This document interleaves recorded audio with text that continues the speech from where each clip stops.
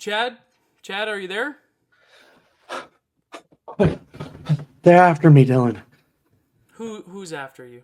That's not important right now. The important thing is I get to be Bob Ferguson and ditch this goddamn blazer once and for all. Chad, that was last month's bit, man. Put the blazer back on. Put the blazer back on. Fine.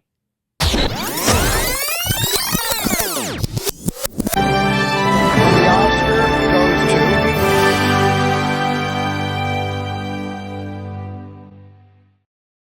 Hello, everyone, and welcome to Picture This, a show, a podcast of years of Oscars past. I don't know. I read a tagline on that Picture This card, and I'm like, we never use the tagline, we never use the subtitle, but it's always there. I just never really acknowledge that we have a subtitle. I don't think we've ever really acknowledged the subtitle, but a journey through Oscars past, I guess, is like our subtitle. How you doing, Chad? Welcome back. We're here once again. How you feeling, man? One word.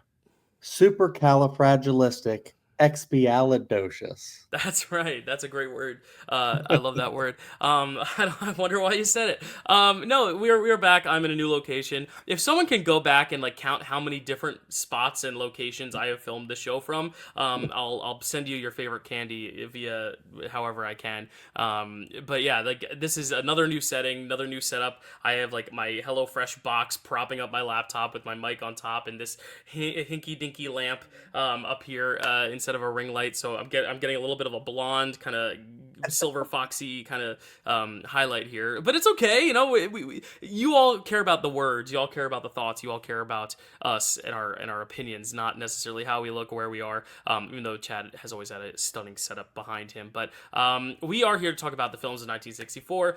We cannot do it alone. This is the wish list, and the wish list is getting even better when we are bringing on guests. We brought on Stacy to talk about 1997, and we have another guest here to talk about 1964. This is a year that when I threw some feelers out to our guests in years past, I was like, what are some years you would want to do? And this person rattled off a few years, and both of them kind of contained these big musicals. Oddly enough, both of these years contained a Peter O'Toole period piece, but this guest really, this was on her list, and I was like, you know what? We'll table that. And now that the wish list came around, I was like, I really want to do that year just because it has so many like classic films. And I was like, you know what? Who wanted to do that year was our good pal Kelsey. So let's bring her on out. It is Kelsey Kilpatrick. How's it going, Kels? Hey guys. Kelsey in her casual movie going get up. I love it. We're talking movies, so this is what I wear to the movies, and this is what I do at the movies. All right, I love it. Yes, we got some popcorn. We're buckled in, seatbelts fastened, ready to go through this journey of 1964. Yeah, this is part of our wish list year where Chad and I are picking years that we've always wanted to do on this channel. And Kelsey had expressed wanting to do this year. Kelsey, I'll ask you first. I know way back when you had said that you might have interest in this year. Was there any film in particular you were excited to like dive into, or just the slate in general? Or do you not even remember telling me you were interested in this and you just got thrown this slate a month ago and been like, what? Zorba the Greek? What is this? Why do I have to watch? Kels, what are your thoughts on this slate? Having thought about it, watched it, what are your thoughts? I mean, I can definitely see myself gravitating towards this slate because of the whole Mary Poppins aspect of it all. I think I was definitely most excited to revisit that one because I genuinely don't think I've watched that movie since I was a child, like since my youth.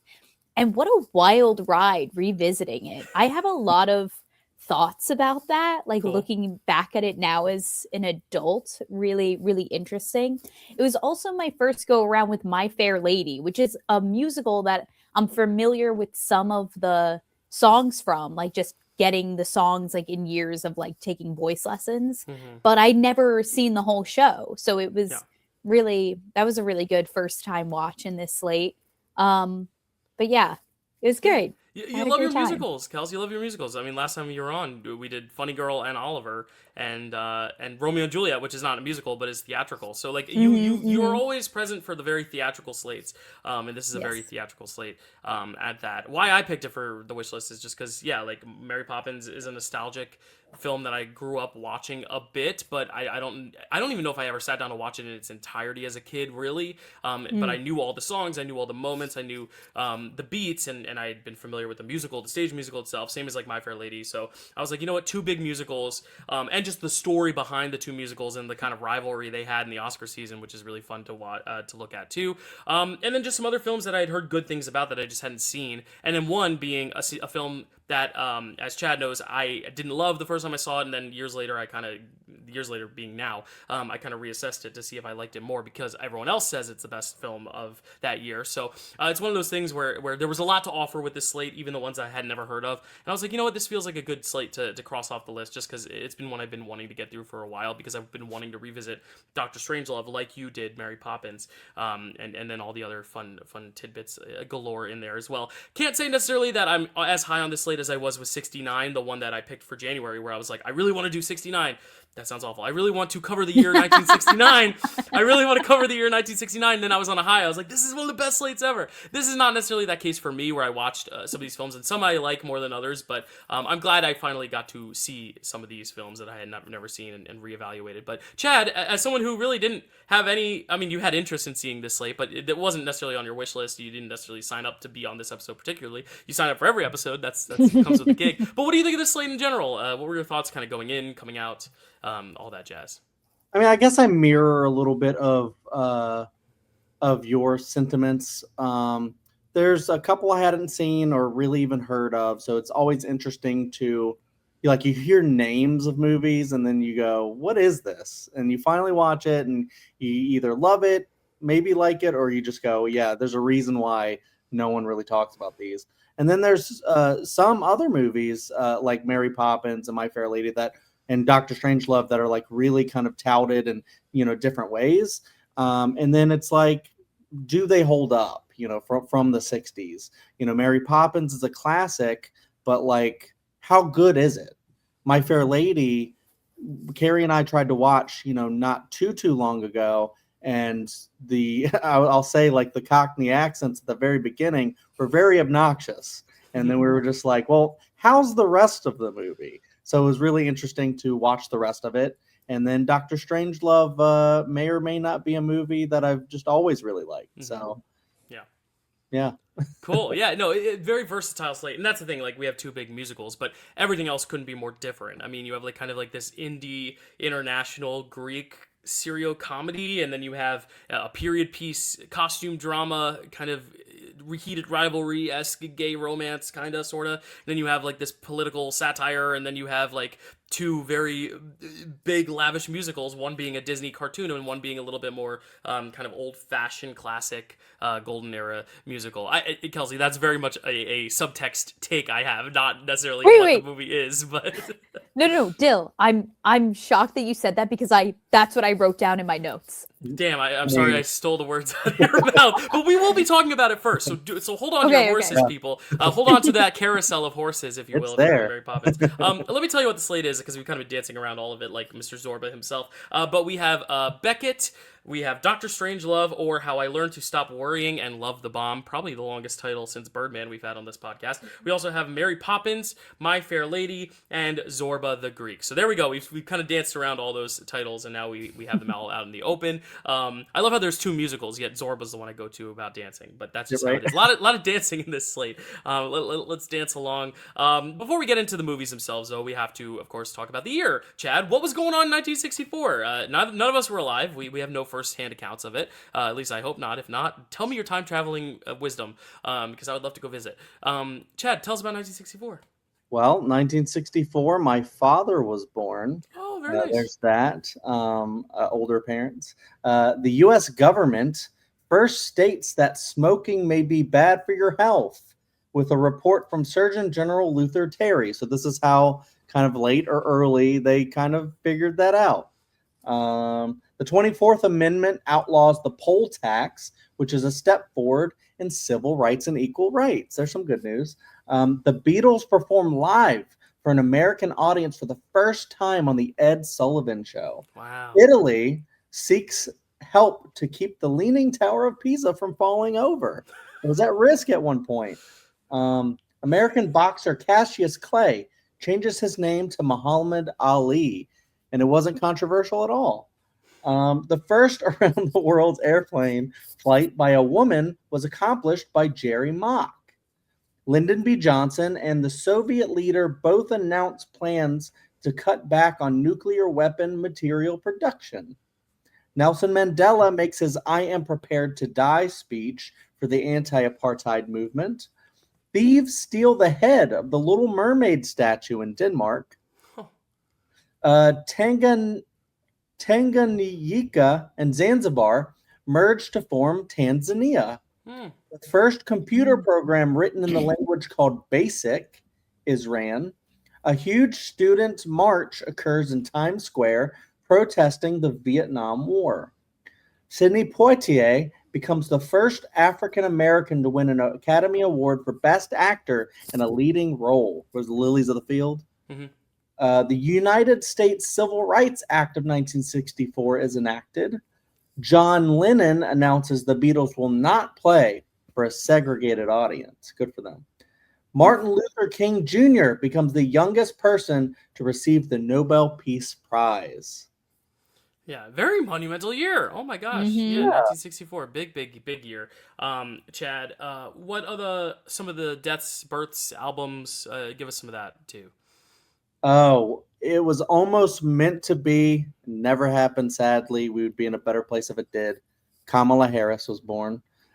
Jeff Bezos, Michelle Obama, Matt Dillon, Rob Lowe, Courtney Cox, Keanu Reeves, Eazy-E, Nicolas Cage, Sandra Bullock, Boris Johnson, sorry, Alan, Stone Cold Steve Austin, David Spade, Wendy Williams, Courtney Love, Mariska Hargitay, Lenny Kravitz, Patrick Warburton, Lori Loughlin, Monica Bellucci, Chris Cornell, Prince Edward, Duke of Edinburgh, Cedric the Entertainer, Wanda Sykes, Stephen Colbert, Don Cheadle, the late Chris Farley, Russell Crowe, Famke Jensen, Molly Shannon, Matt Walsh, Hank Azaria, Marissa Tomei, Blair Underwood, Terry Hatcher, Christopher Eccleston, and Rosie Perez were the names that I found.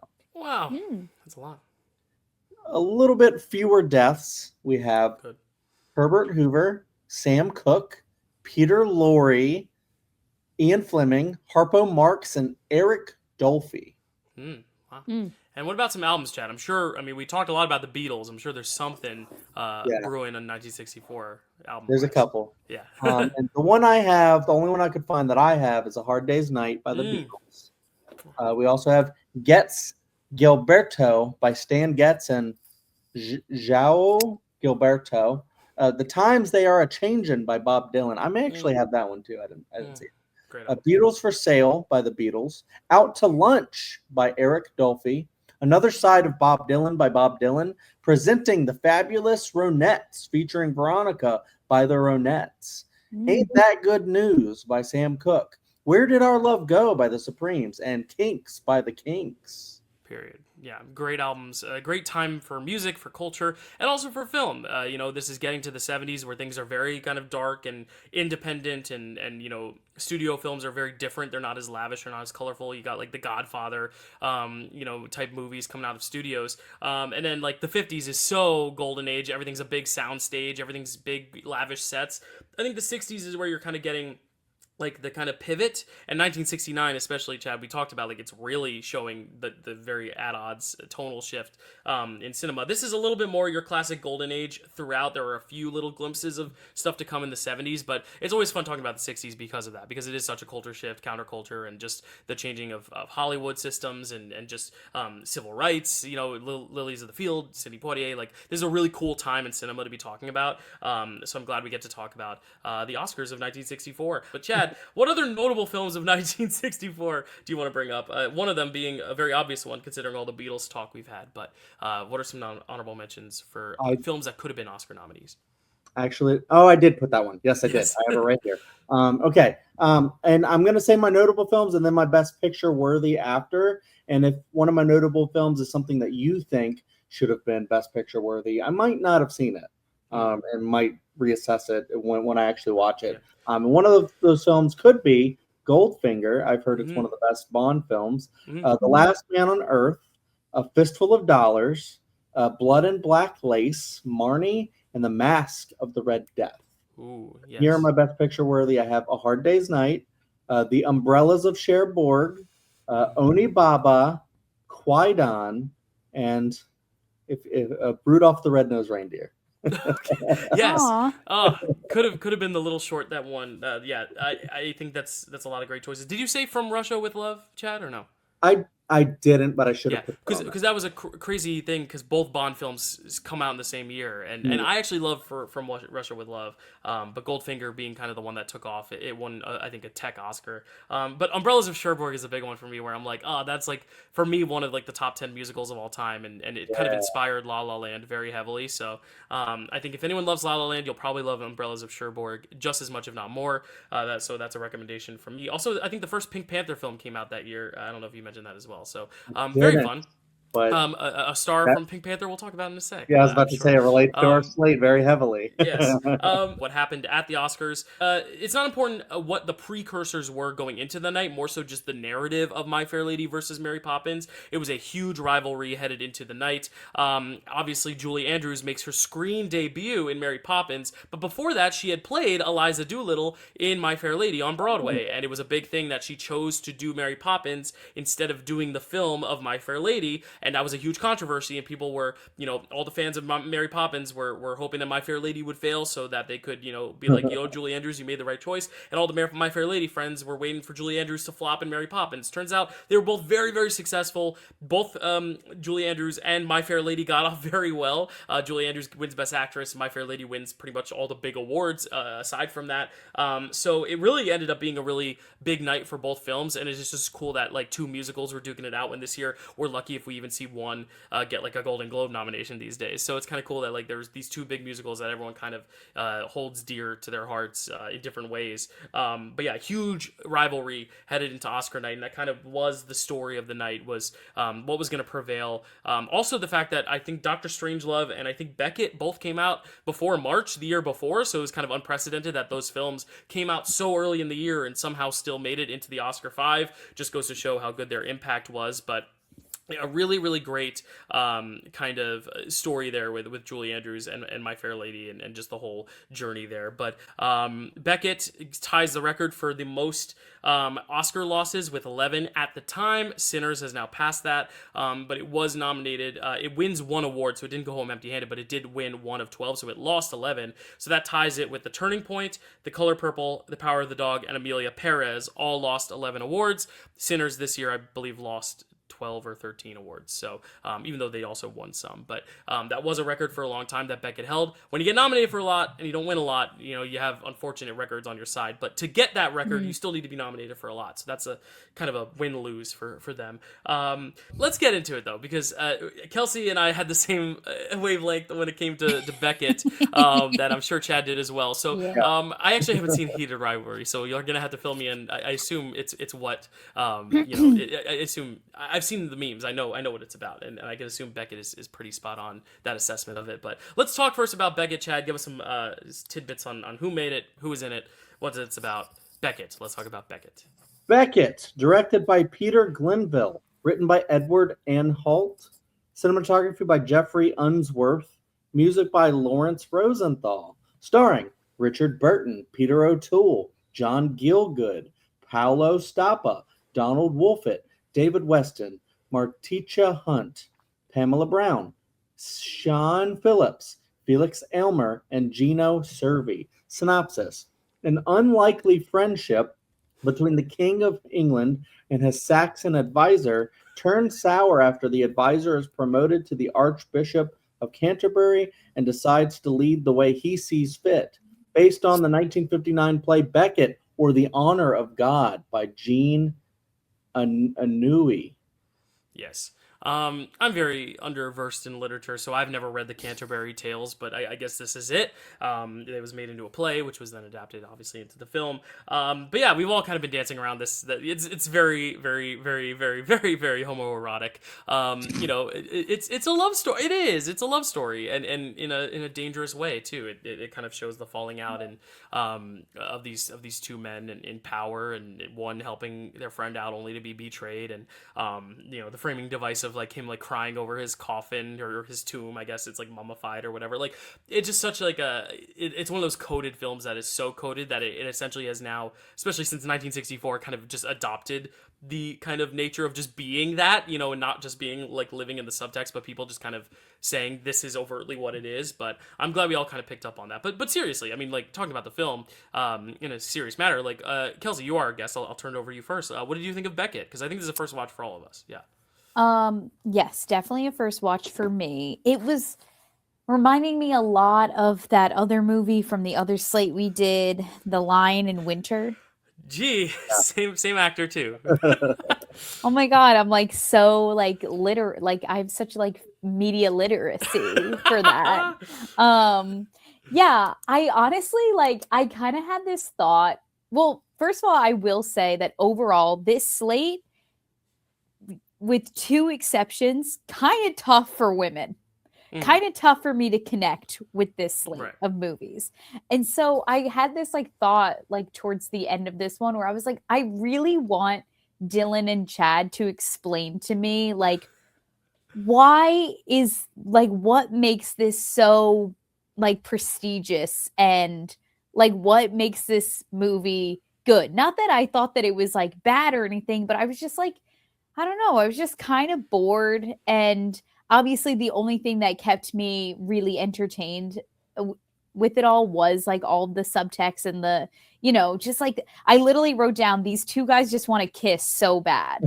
Like I wrote down, is this heated rivalry ? And then I think these two guys just want to kiss so bad.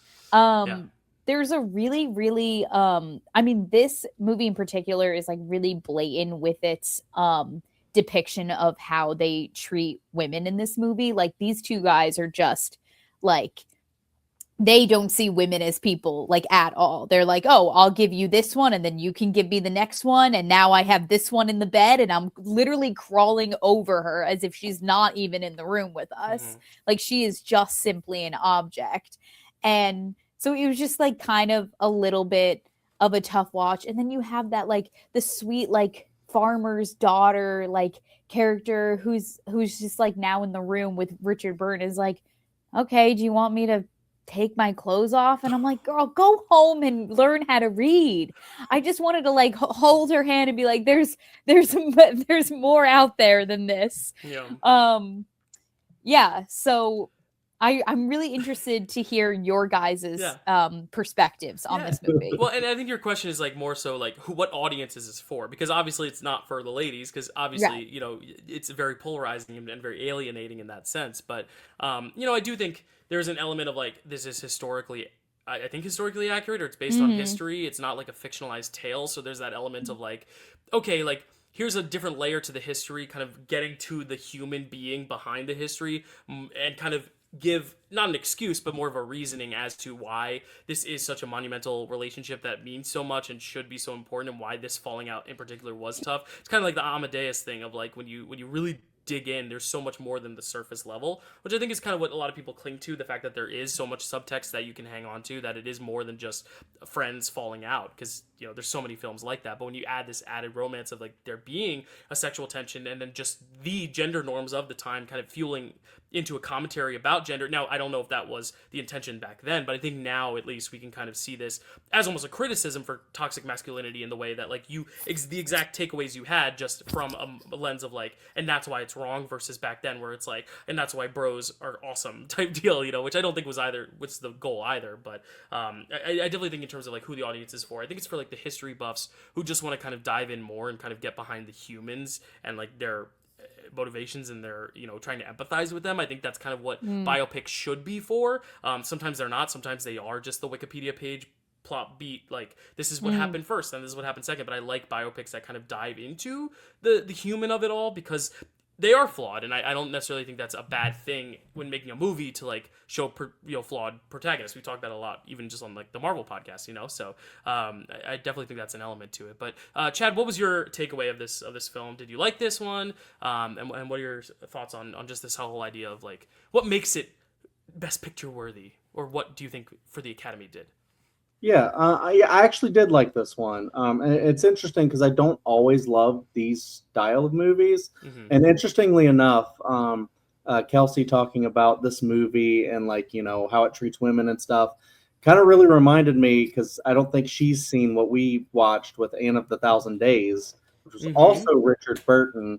And, that's very similar in, the idea of taking a woman who just like wants to be like just a young person, and then taking them for your own like kingly ends and just using people. And I think this has a lot of that too. I think it has a lot of that, but also adding the factor of the race stuff, as far as like the Saxons versus what are the other people called, the Normans. And that whole thing to where it's like, yeah, they're friends, and yeah, there might be like a love there that could be more than friendship. I don't know, but I think it's also one that where it's like maybe not as reciprocated, where I think the king likes his Saxon advisor more than he likes him, and I think the Saxon guy just like kind of wants to maybe use the king for his own ends to, I don't know if he has like a plan. And this was, I was wondering if like the whole time he had a plan for this like long game, this long of Saxon revenge.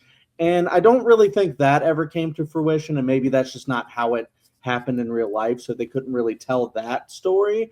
But I was kind of like wondering if that was going to be the thing at the end. But, we did still get the very beginning, where you kind of saw a thing, but maybe I didn't know if there was going to be a twist or what.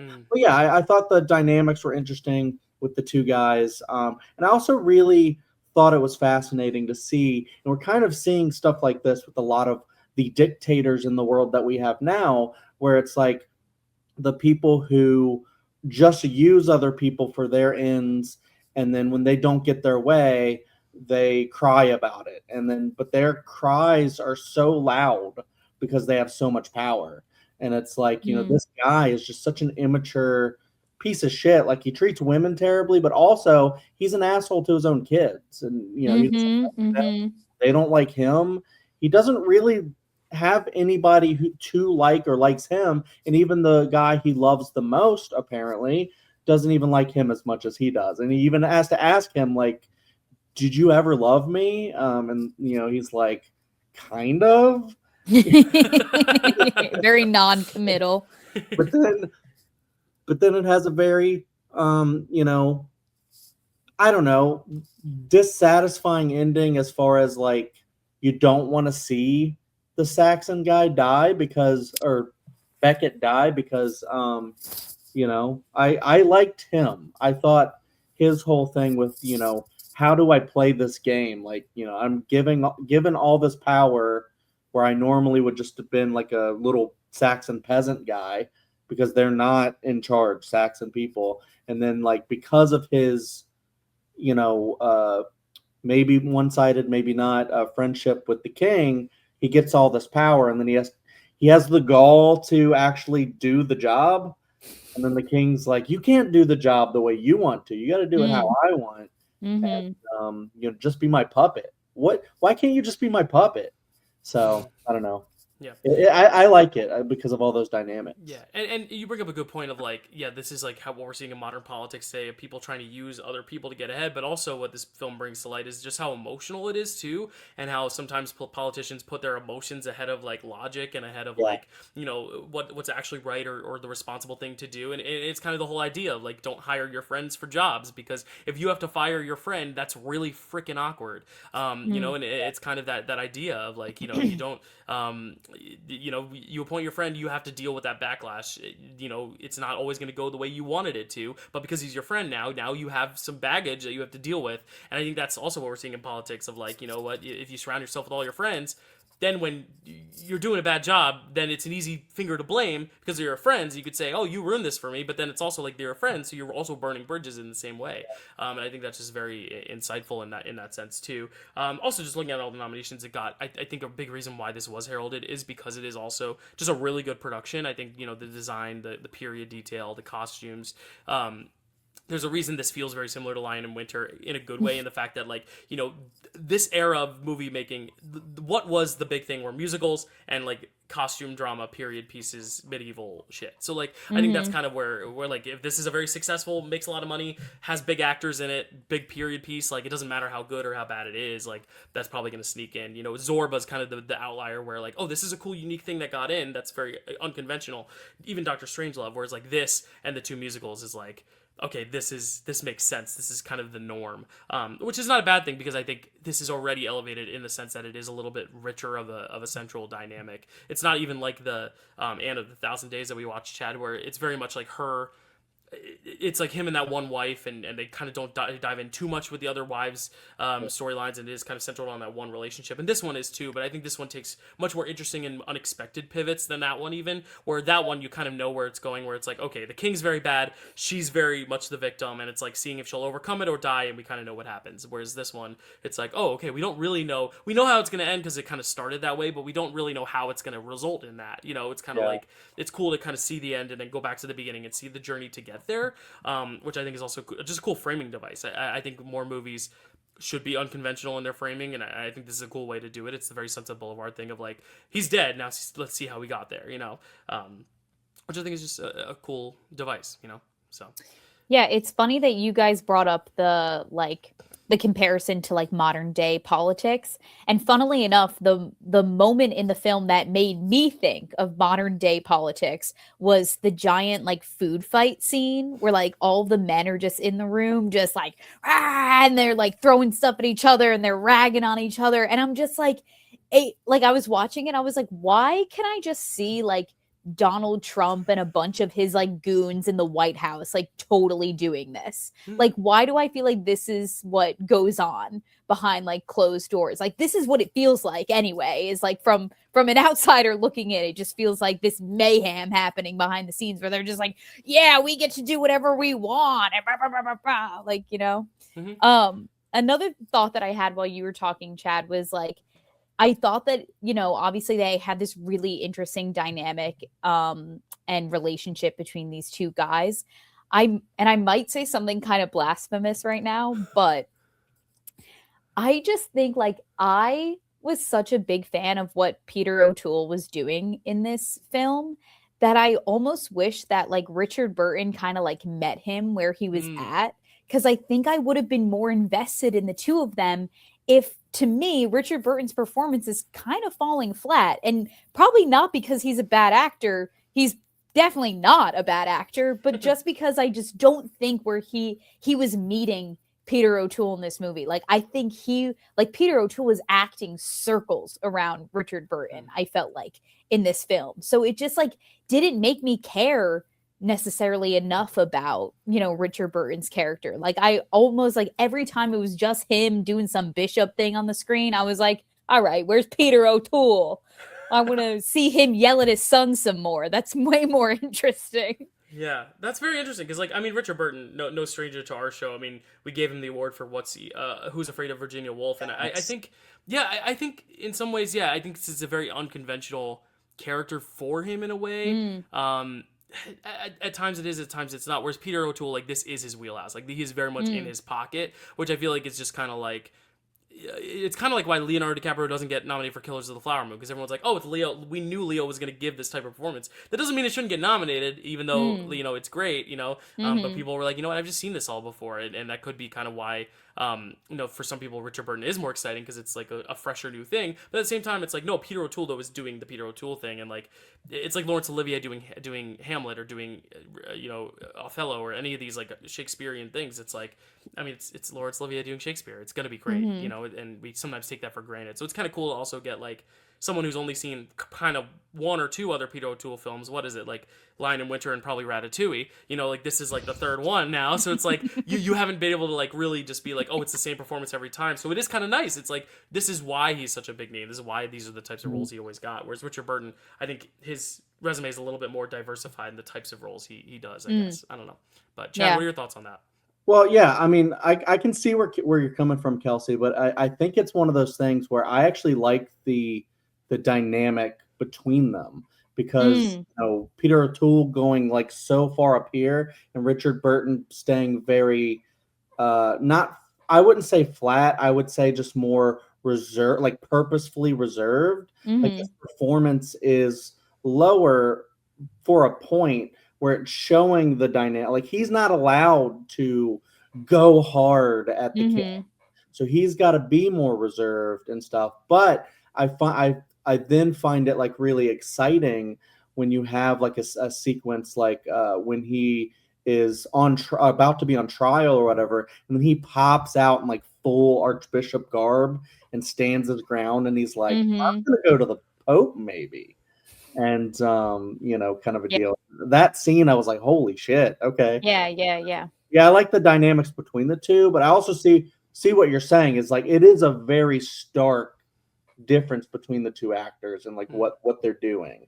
I just think it's more on purpose. Yeah, Totally. and this shows how much of an uncultured swine I am. That both of them are very heavily trained in Shakespeare, and Richard Burton is actually the one who have been said to be the successor to Olivier. So I don't even know what I'm talking about. I think the thing is that the two roles are very different, and I think Peter O'Toole is playing a much more Shakespearean type character versus the Richard Burton character. Even though they're both kind of like, this is both their wheelhouse, but I think Peter O'Toole is doing something role wise that's a lot more conventional. Before people go to the comments and are like, "Dude, Richard Burton did Hamlet too," I'm like, "Yeah, I know," but like. Yeah. It is a very different role. It's definitely not as showy, I guess, you know, and I think when Peter O'Toole's got a showy role, it's like nothing's better. Literally nothing's Right. better. Maybe a few performances, we'll get there in a sec. But anything else on Becket? Really interesting conversation we've had so far. But Kelsey, just without spoiling the ranking for this episode, do you like this more or less than Lion in Winter? Do you remember? Oh, I would. That's tough. I'm gonna say I like this more. Cool, very cool. Because I remember that was, I think, ranked lowest on your ranking for that. Yeah. That was a good slate though. That was a good slate. Yeah. I would say I like this maybe the same or slightly less than Lion in Winter. I think both are very good. I would recommend this though for those watching. Cool. Well, there you go. Becket, as I said, lost 11 Oscars, but it did win one out of its 12 it was nominated for. It won Best Adapted Screenplay. Very well deserved, I think. Nominated for Best Picture, Best Director for Peter Glenville, Best Actor twice for Richard Burton and Peter O'Toole, Supporting Actor for John Gielgud, Best Musical Score, Substantially Original. That was the name of the category back then. Basically just saying original score. Best Sound, Best Art Direction Color, Cinematography Color, Costume Design Color, and Film Editing. So we talked a lot about some films that came out in 1964, and I did bring up the Pink Panther because there is a very famous face in the Pink Panther that ended up being a lot of famous faces in this very one movie itself. He plays like 5 different roles. I think it's like 4. But either way, let's talk about Peter Sellers in Doctor Strangelove, or How I Learned to Stop Worrying and Love the Bomb. Chad, tell us about this movie. I'm not going to repeat the title.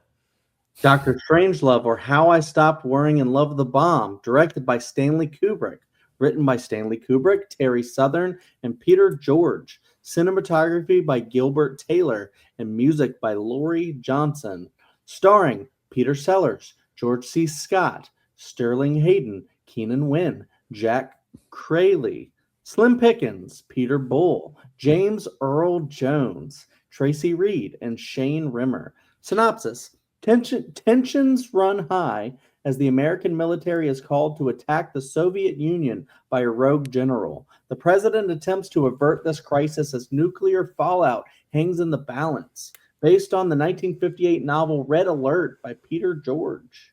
Yes.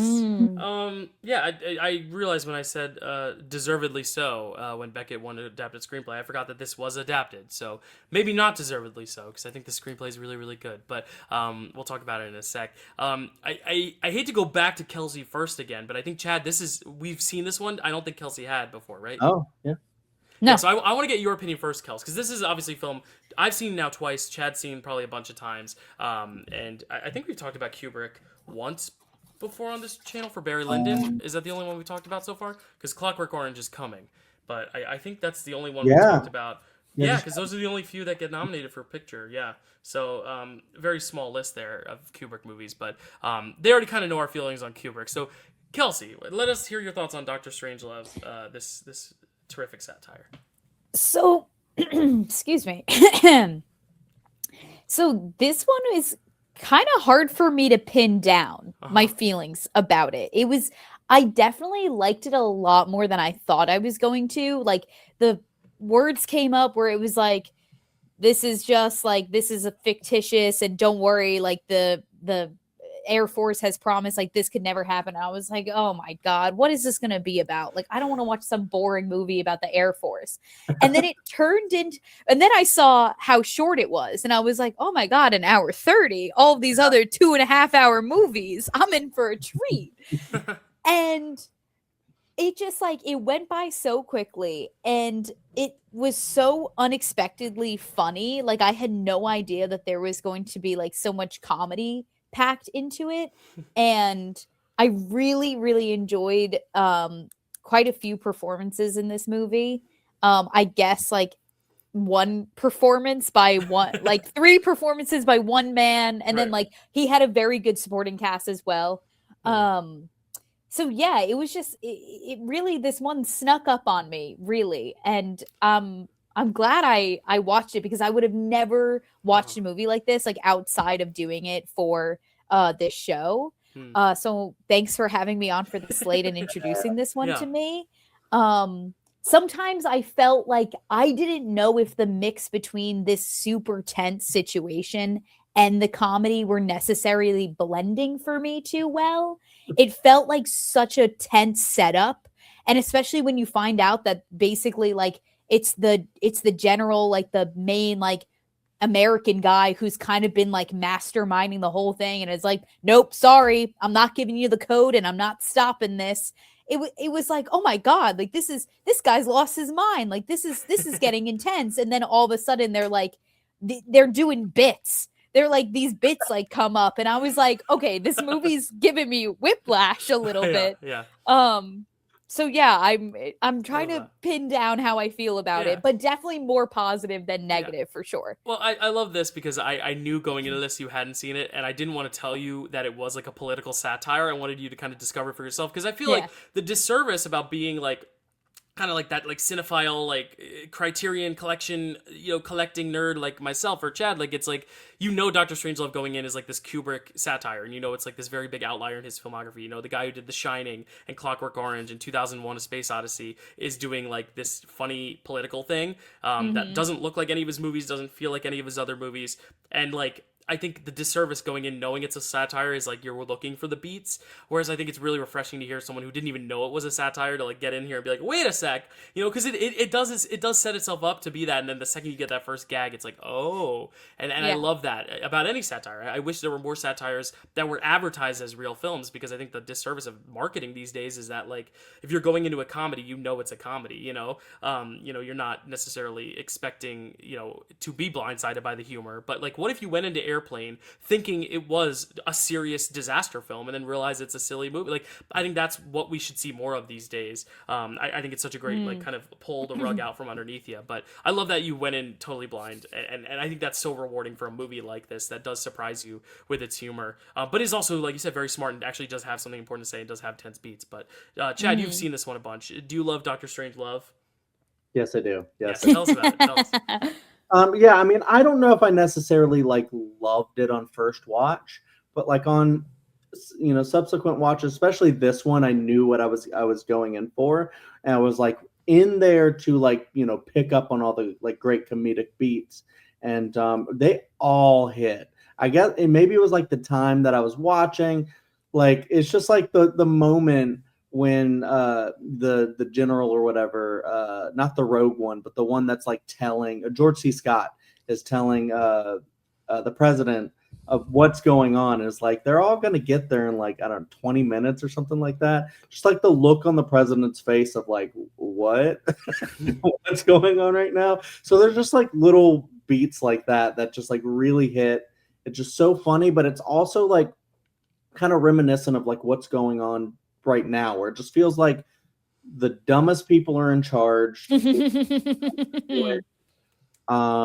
You know, and it feels like so many people who are so untrained for things have, you know, the access to like a red button or giving them the code R that's gonna, you know, send them to a thing. And then it's funny where, you know, the one guy reveals, the Soviet guy reveals like, oh, they actually have a doomsday device.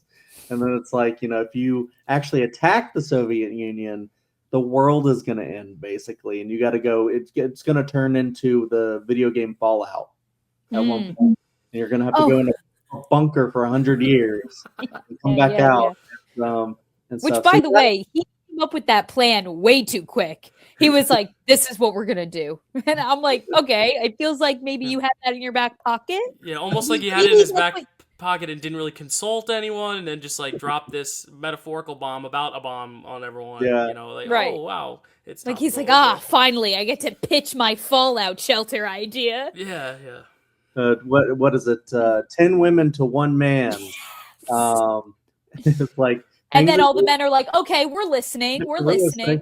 Things are going to get weird in the bunker, you know, and it's just so funny that like with Peter Sellers, just like every single like one of his performances are so different. You know, one is just like the British guy who's trying to like keep the one guy at bay. And speaking of the one guy, the rogue general, really reminds me of people like, you know, Robert Kennedy Jr.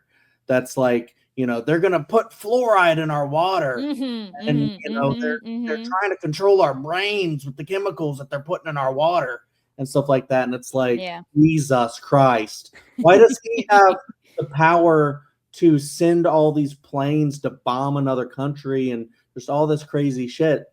I think that's why I love that this movie, it's not like boring at all. It's like, you know, very short, like Kelsey said, so it doesn't overstay its welcome, but like it's like so extreme in like everything that's about to happen. Even the way it ends is extreme. You know, Slim Pickens riding the bomb and going, so good. I love when, you know, they go like, wait, what? Plan R? That can't be right. It's not playing. And then when he sees us playing R, busts out his cowboy hat. And like, let's go. Kind of a deal. Just like sounds like, you know, what a lot of, you know, people maybe down south would do. Like, let's go kill the commies kind of a deal. And I just love how like also they paint like the communist people as like, you know, these boogeymen that are trying to destroy your water and, you know, stuff like that. And it's just stupidity on such a high level that this movie is just brilliant in so many ways. I agree with everything you all are saying. I think the timeliness, it's like the one disservice about Becket, it being in the slate, is that there's just something right after it that's just so much more timely, even more so than Becket. You know, it's like not even like flawed relationships taking, you know, over politics, but now it's like that plus just like the actual actions of it all happening and seeing the behind the scenes of how it goes down. And as farcical as it may be, I think there's a lot of truth to comedy. Like, I think the comedy is played in the truth, and that's what makes things funny for people, is the uncomfortability of it being a little too close to home. It's why some jokes, especially cringe comedians, are really successful, because they kind of poke you where it hurts and you don't realize they are, you know, and I think that's kind of what this film does really well. This is a film that I didn't really love the first time I watched it, just because I think all the little nuances I was too young to fully appreciate. I think I watched this in high school, maybe right out of college, or right into college. And I think watching this again, I'm still not like, this is Kubrick's masterpiece, just because it's like, how can I say it's Kubrick's masterpiece when, like, for me, 2001 A Space Odyssey exists, and The Shining exists, and Barry Lyndon exists, like these movies that I think are any other director's best film ever, and he's got 6 or 7 of them. So I'm like, I do think it's one of those things where I love Kubrick's filmography, and I think this movie is actually better in the context of his filmography, and worse in the context of his filmography, because it's like, he's already made some of the all-time classics, that this one is just not on that level for me. to where like it's a little lesser, but then looking at his filmography, it's such an outlier that it's so refreshing because you're not getting this dense 3 hour kind of meditative thing. It's so fast paced, it's so quick, it's so sharp, that is so unlike anything he's ever done. Even Full Metal Jacket has like glimpses of similar things in it, but like it's much longer, it's much denser, it's much heavier, and none of his films, I would say very few of his films are actually comedic in the slightest. Like, I don't think there's really much comedy to be found in The Shining that's not intentional, at least. You know, I think there are some moments that you can find, like, kind of like absurdity, like laughing at the situation. Like, how is this happening? This is ridiculous. But not like overt humor and gags. Mm-hmm. The fact that you have Stanley Kubrick doing that, and I know he didn't write this. I don't think so. He partially wrote it. He partially wrote it, so he wasn't completely in control of the humor itself. There were other people who helped him with the jokes, but a lot of the humor is visual. So like that is Kubrick. You know, it's probably written in the script, but it's a lot of his own brain working. And to see that this guy also made Eyes Wide Shut in 1999, like it's crazy. It's like this is the range this guy has, which makes me appreciate him more, but also be like, you know what? It's still not even in my top 5 Kubricks just because it's such a good filmography, you know? And I think that's where I'm at odds with it. And I think I have to just separate it from that. And I think in the context of like this slate, or just like looking at it in its own contained box on its own, it's really brilliant. It really is really, really good. And it's something that I think I underrated, and I still think I would underrate it, but I can still at least acknowledge that it is underrated because I think it's better than I'm giving it credit for, if that makes sense. And just Peter Sellers. I mean, I think the movie, the funny bit could be the fact that he's playing all these roles, and it like draws attention to that, and it's like, oh, here he is showing up in another role. It's kind of like I can't think of a movie off the top of my mind where that happens, where it's just like, oh, like Lemony Snicket. Like part of the funny comedy of that is that Jim Carrey keeps popping up in these different roles, and it's very obviously Jim Carrey. Here, if you know, but it's not necessarily one of those things that's like, that's not the joke. The jokes are existent on their own. It's just, he's just very good at slipping into these different roles, and it's funny when you look at it in a grand scheme of things that he's able to play so many different characters. And maybe there's a commentary about how like a lot of these leaders are all the same, and you know, even though you're at odds, you are kind of sharing the same DNA, you are kind of, you know, you're all connected in some way. There could be a meta, or it's just he wanted to have fun playing different roles, or it's a cool creative exercise. Who knows why he's playing all these roles, but I don't think that's the bit. I think the bits are happening outside of the casting, and I think that's what works so well, is that he's playing all these roles, but it actually makes sense, and he plays them all really well. It's never once like the gag is that he's playing all these different roles. It's an added tidbit that if you are keen, you can pick it up, and if you see the cast list, you can be like, oh, that's cool, you know. So I think that's just so brilliant. Is there any bit in particular for you guys that like stands out as like your favorite bit, or some moments in particular that you want to highlight the most? Just because, you know, talking about a comedy, it's important to talk about what makes us laugh the most, you know?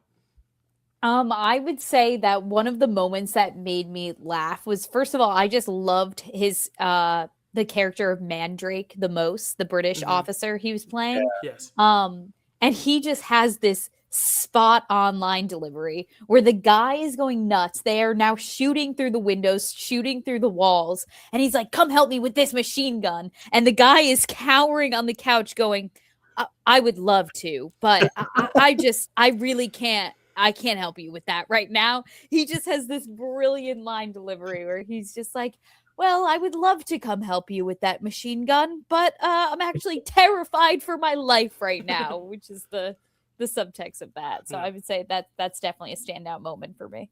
Yeah. Chad, do you have any bits that stand out? I wrote down 3. Yeah, go for it. Okay. So the phone call between the president and the Soviet leader, where it's basically like a married couple talking, where he's talking to him, and it's like, well, one of my soldiers did something bad. And it's not like it. Well, I'll tell you what they did. They ordered the planes to attack your country. I know it's a bad thing. We're sorry. Well, imagine how I feel. You know, it's just like the whole conversation is just incredible. I love it. And then, of course, you know, it leads to them letting the Soviet guy in there. It's like, you can't let him in here. He's going to see our big board. And then, of course, they're still fighting in here. This is the war room. Yeah. So many great lines in like that whole thing. And then I love in the Mandrake and the Rogue General guy. After the Rogue General kills himself, and then the other guy comes in And then Mandrake's like, I need to call the president, and he's trying to figure out how to get a hold of the president, and then he needs to get coins for a phone booth, a phone payphone. And so he's like, hey, shoot that Coke machine that'll give you coins. And then the guy's like, I can't do that. That's private property. And then I've always remembered this Coke machine bit because then he goes, all right, I'm going to shoot it and get you the coins. But if you can't get a hold of the president, then you're going to have to answer to the Coca-Cola company. And it's such a random bit. It like feels like a David Lynch type bit or something that's like so random. Yet it's just hilarious. But also maybe he's talking about like, consumerism or something. I don't know. Yeah. Someone's come up with this is the significance of the Coca-Cola machine. And then also the whole Dr. Strangelove, like he's, the title character, but he's just like a guy in the war room that comes up like later in like the third act. And, is giving the whole plan that you guys are talking about going into the bunker and stuff. But like the whole time he's trying to like push down his like Nazism. And That's my favorite bit. Yeah. I'm not gonna do the salute, but he's like holding his arm down. That's like preventing him from actually, doing it. And you're just waiting for him to actually do it. He does it a couple times. Yeah. But it's like so funny because he's trying to hold it down. And like, meanwhile, he's giving them all the answers, but he's the physical bit and stuff is great. And the line that he gives with Mein Führer, I can walk. Supposedly that was ad-libbed. And then I'm like wondering if it actually was, because I'm like, on one hand, I don't know if Stanley Kubrick's the guy that's going to let you ad-lib, but on the other hand, he might for Peter Sellers because he's like a master comedian. Especially if they filmed in sequence, I could see it being like, this is my last take. He's like, I'm going to stand now. And that's like just for the cast and crew just to crack up because it's like, here, I got one more for you. I don't know. Yeah. But yeah, the Hiling stuff is my favorite stuff in terms of comedy. It's just so funny. It's like Bruce Campbell fighting his own hand in Evil Dead 2. It's like that idea of like having the physical comedy of like having another part of your body attacking yourself, but you have to act it yourself. It's great. Yeah. It's great. Yeah, or like, Jim Carrey beating himself up in the bathroom, liar, liar. Right, exactly. But the thing that I thought about this final scene, because I was trying to look it up, I was like, what is the significance of that line? Is there significance? If it was an ad lib, then it's like, does that bring in significance? If it was just like kind of a throwaway like thing at the end, but then like people were like, theorizing that's like, he's won, like this is a nihilistic take where everything's going to go to like nuclear explosions and fallout, and just the world's going to end because of all these stupid people. And then the crazy like conspiracy Nazi ideologies, like what do you call it, fascist ideologies are going to win out and everything's terrible. And, at the end when, all the bombs are going off, he stands up, kind of a deal. So I don't know. I don't know if like, if that was on purpose, or I don't know if that's like there, or if even like an ad lib can add that meaning to the story that wasn't initially put into the story. And how people can like, you talk about like the Beatles, we talked about the year, where it's like, looking at the album cover and it's like, well, Paul's not wearing shoes. What the fuck does that mean? Is he dead? Kind of a deal. I don't know. Like, and it could be as simple as he just wasn't wearing them. Like, Right. that's a good point.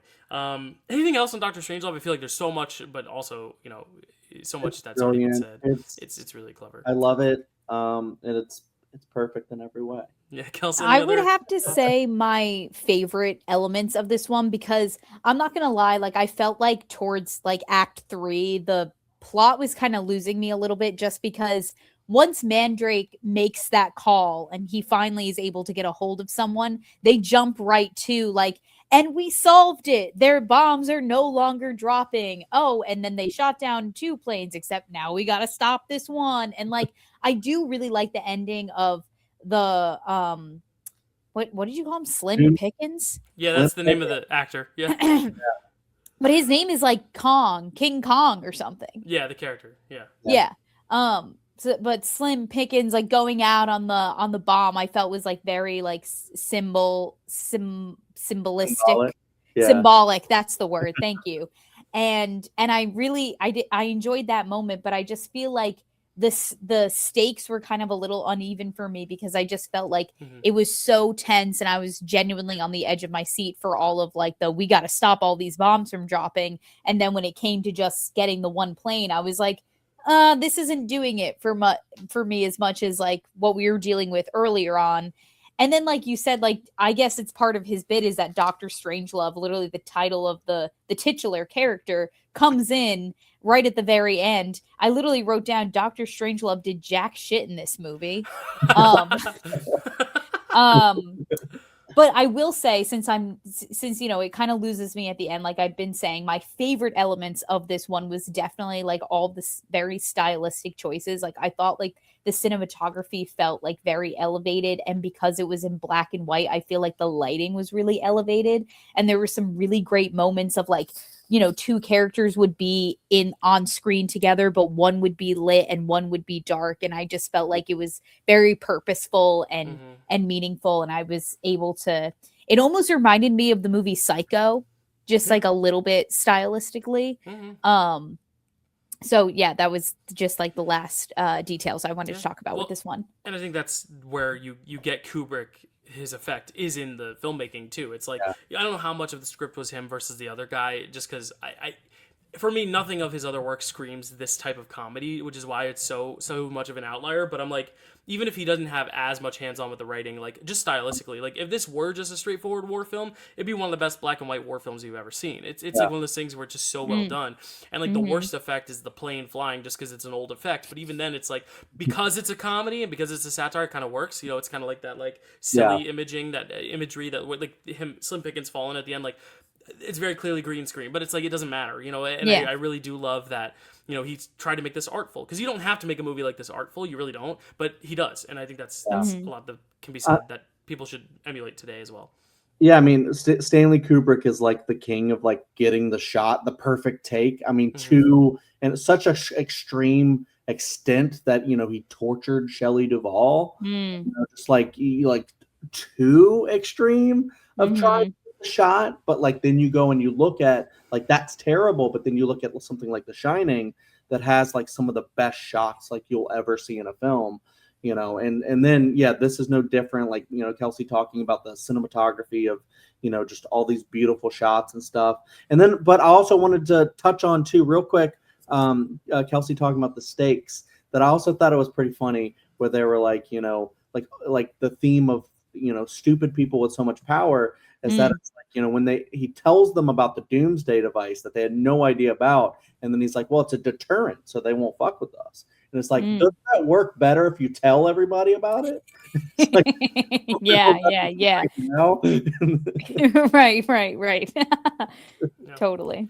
Dr. Strangelove, I think we got a great discussion out of it. The Academy only nominated for 4 awards, didn't win any, but I think it's one of those that like the legacy is kind of the award for this one. Nominated for Picture, Best Director for Stanley Kubrick, Best Actor for Peter Sellers, and Best Adapted Screenplay. But what won some Oscars? What won quite a lot of Oscars? I know Chad said this one was perfect. Well, this one is also practically perfect in every way. It is Mary Poppins. Let's talk, Chad, about Mary Poppins. I love how you already brought up Cockney accents, but there are some Cockney accents here too.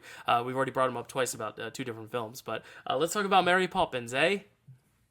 Mary Poppins, directed by Robert Stevenson, written by Bill Walsh and Don DeGrady. Not P.L. Travers. It's based on a P.L. Travers novel. Cinematography by Edward Coleman, music by Richard M. Sherman and Robert B. Sherman, starring Julie Andrews, Dick Van Dyke, David Tomlinson, Glynis Johns, Hermione Baddeley, Rita Shaw, Karen Dotrice, Matthew Garber, Elsa Lanchester, Arthur Treacher, and Ed Wynn. Synopsis: a mysterious supernatural nanny is called to nurture 2 little kids and change the lives of the entire Banks family in the process. As I said, based on the children's book series Mary Poppins by P.L. Travers, and that is a book series that I now want to get and read to Elliot at some point. Yes, absolutely. And I think it's funny that you say like a supernatural nanny. Like I could see if you just give that pitch to anyone, like if you give it to Kubrick to see what he would do, he'd probably create some like crazy exorcist like shit of like this supernatural alien monster nanny, preying on these children. No, it's Mary Poppins. That's the last kind of crazy grotesque thing I'll say about it. Obviously Disney near and dear to my heart. Just such a great kind of staple for so many kids, especially because it's like you talk about so many kids movies that you grow up with Disney. It's all animated, and like the one live action I think that most kids will bring up is this.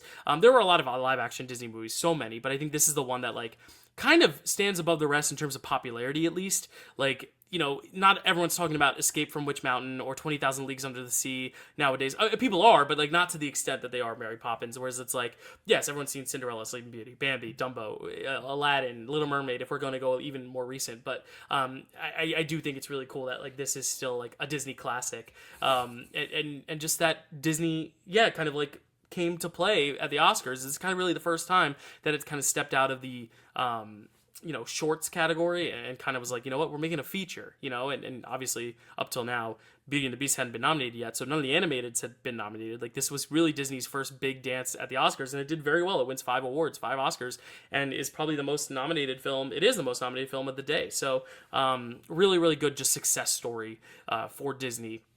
Whatever behind the scenes stuff you want to dive into, it is kind of its own story in and of itself, but just focusing on the movie itself. I know we've probably all seen this before watching this. Obviously Kelsey said she had, I assume Chad had, and I had too. This is probably the one that like I probably had the biggest gap between watches for me, I think personally. I think I probably saw this once when I was really little and then saw scenes of it as I grew up, but I haven't watched this in its totality in a long time. And then probably Kelsey, you were saying it's been a while for you too. Chad, how long had it been for you since you last saw Mary Poppins? Do you watch this as regularly, or was this also one of your childhood that you're revisiting after a long period of time?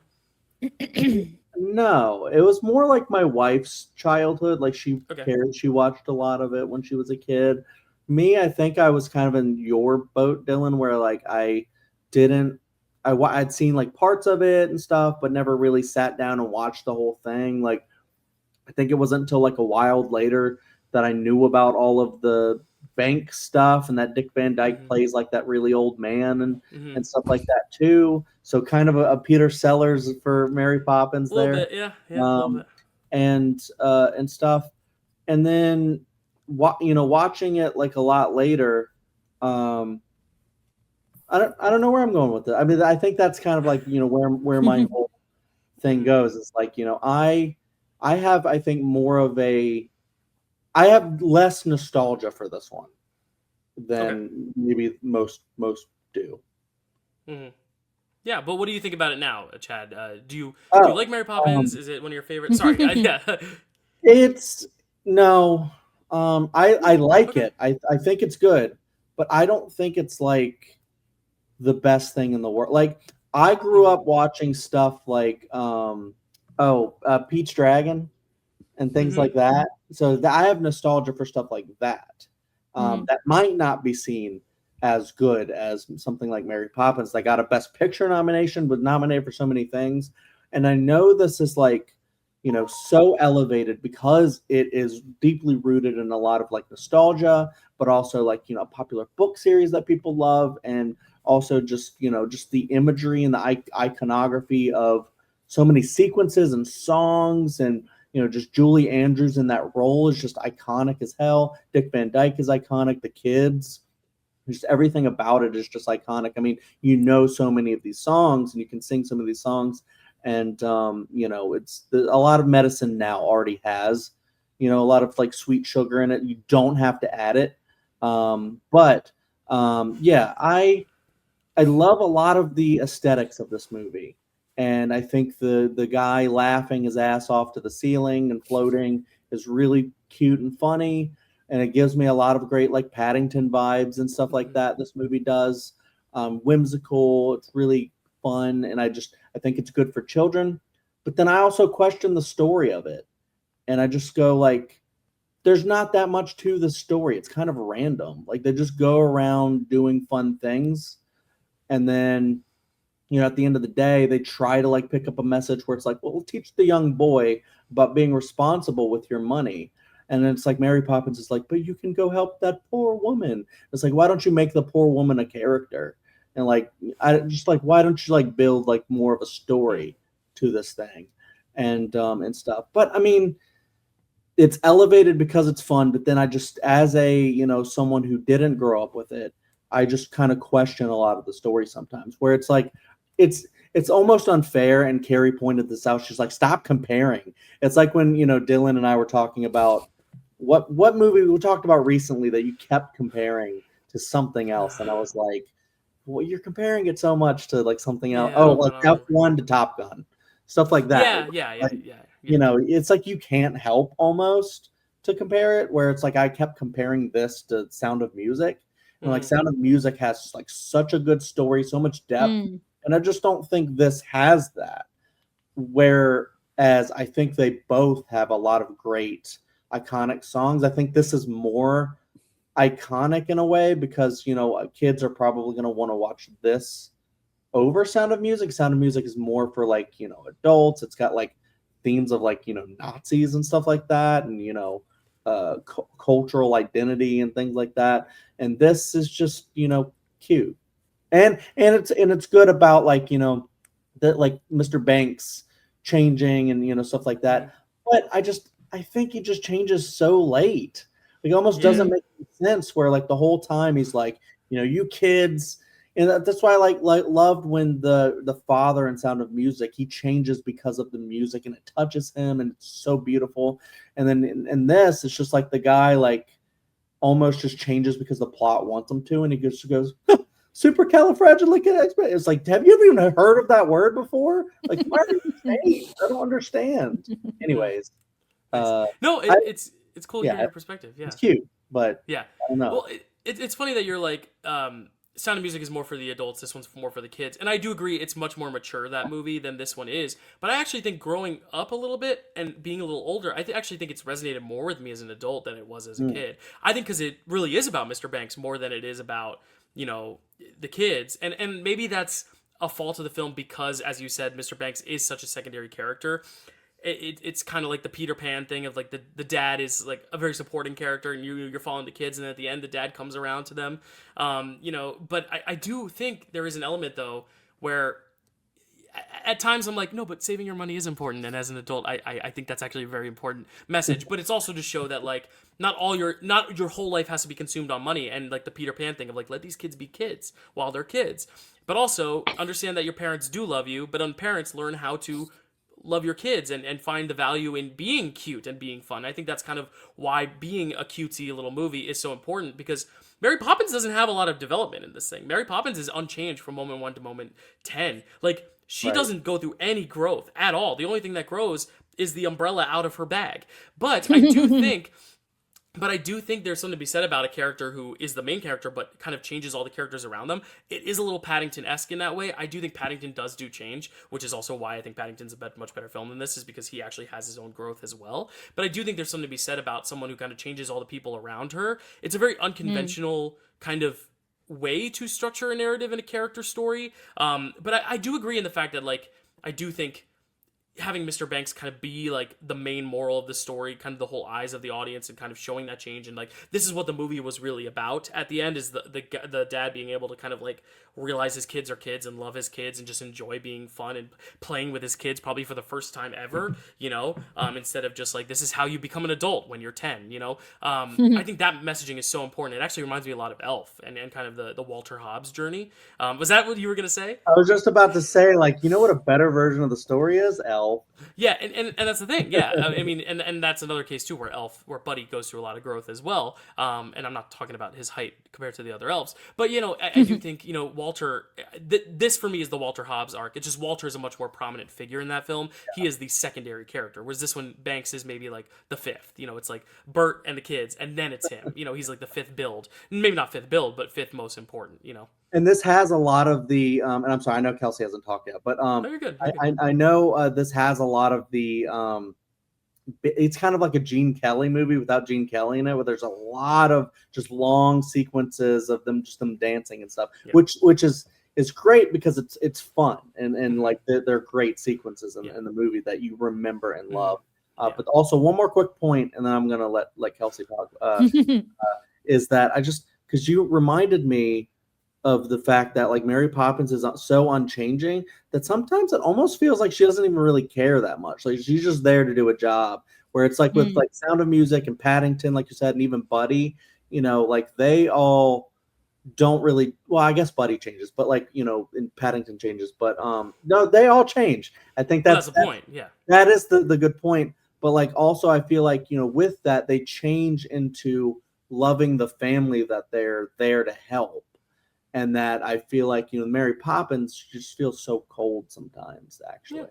Yeah, and I think there's something to be said about that too because of the source material. And I know, there's been a lot of study on how this was adapted and, what was brought from the books, what wasn't, and what was sadly changed from the intention of the books. I think the books were very much just like little adventures with a nanny, with a magical nanny. I think all the stuff about the father and like the lessons and the morals was all added later. And I think that's kind of where it's a little at odds is because it's like, this really is just about a nanny doing fun magical things with these kids. And I think that's why the movie works best when it is going to like the animated world and like going, to all these like different little like places and the musical numbers help aid in that, and like you said, they're long musical numbers, but I think that's when the movie's at its strongest. It's when it tries to connect it all into an overarching narrative. I think it's just a question of like, who's your main character and why is it so importantly focused on this one guy who's not really a central figure until later? And, I do get all those points, but at the end of the day, yeah, like it is like this lavish, beautiful, colorful, cute little musical. And I think in those respects, it really succeeds. And we'll talk about that with My Fair Lady as well, because I think a lot of the similar criticisms can be had of like, if we're looking at it as a musical, like the songs are great, the dancing is great. It's just, do you like the story around it? And I think that's kind of the big question. And do you have the nostalgia for it? Which brings us to Kelsey, because I know this is like obviously one that you're very fond of your childhood and, watching it now. What do you think of Mary Poppins? This one obviously has a lot more women in it, so that's a big win compared to the other two that we've talked about. What are your thoughts on Mary Poppins, Kels?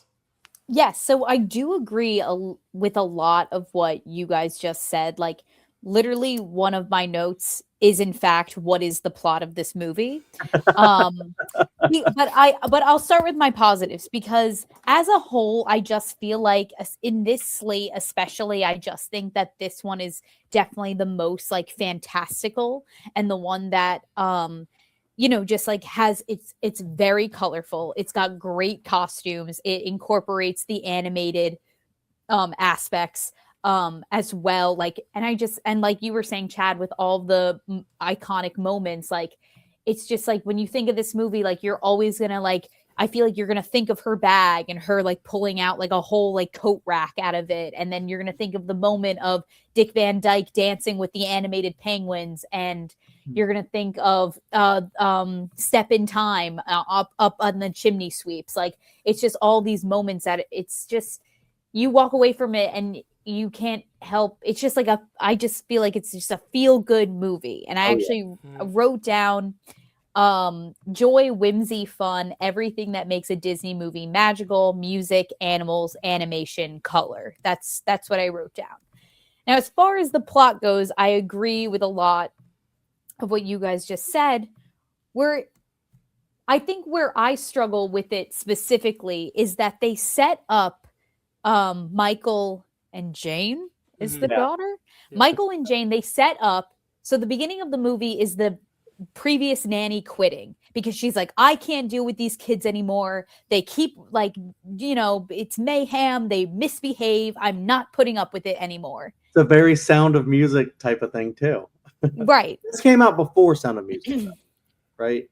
Yeah, this is a year before, which is also important to note, which is why Julie Andrews lost that Oscar, because they didn't want to give her two back-to-back, basically. Right. Yeah. Well, I feel like they do that all the time. They've done it 3 other times, yeah, like just for her. I think 3 other times. I know Tom Hanks did it. Didn't Frances McDormand get 2 back-to-back? Not back-to-back. It was like within 4 years, but I can look it up. Mahershala Ali was in within 2 or 3 years. Christoph Waltz 2 or 3 years, but they do it a lot where they'll give an actor 2 prizes within like a 3 or 4 year span. Okay. But I don't know. Yeah, it wasn't. All right. I guess. Yeah. Well, The kid's What was I misbehaving. Oh yes, the kids like are misbehaving. I'm not dealing with this. And then you meet Michael and Jane, and they're normal kids. Like they're not, they're not like rambunctious, drawing on the walls, refusing to do their chores. Like they're just like our kite got caught in the wind. Whether or not that's true, maybe they just wanted to get away from their nanny, and they were like, let's go to this side of the park.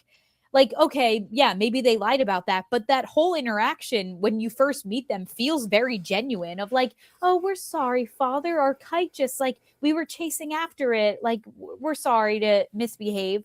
The one character who I didn't expect to like so much and who I didn't really like have any memory of her at all was Mrs. Banks, because you meet her and she is a little spitfire of a woman. She comes in singing and dancing with her votes for women sash, and she's just like, and then of course she's got to be like, oh, my husband's coming home, hide all my suffragette stuff.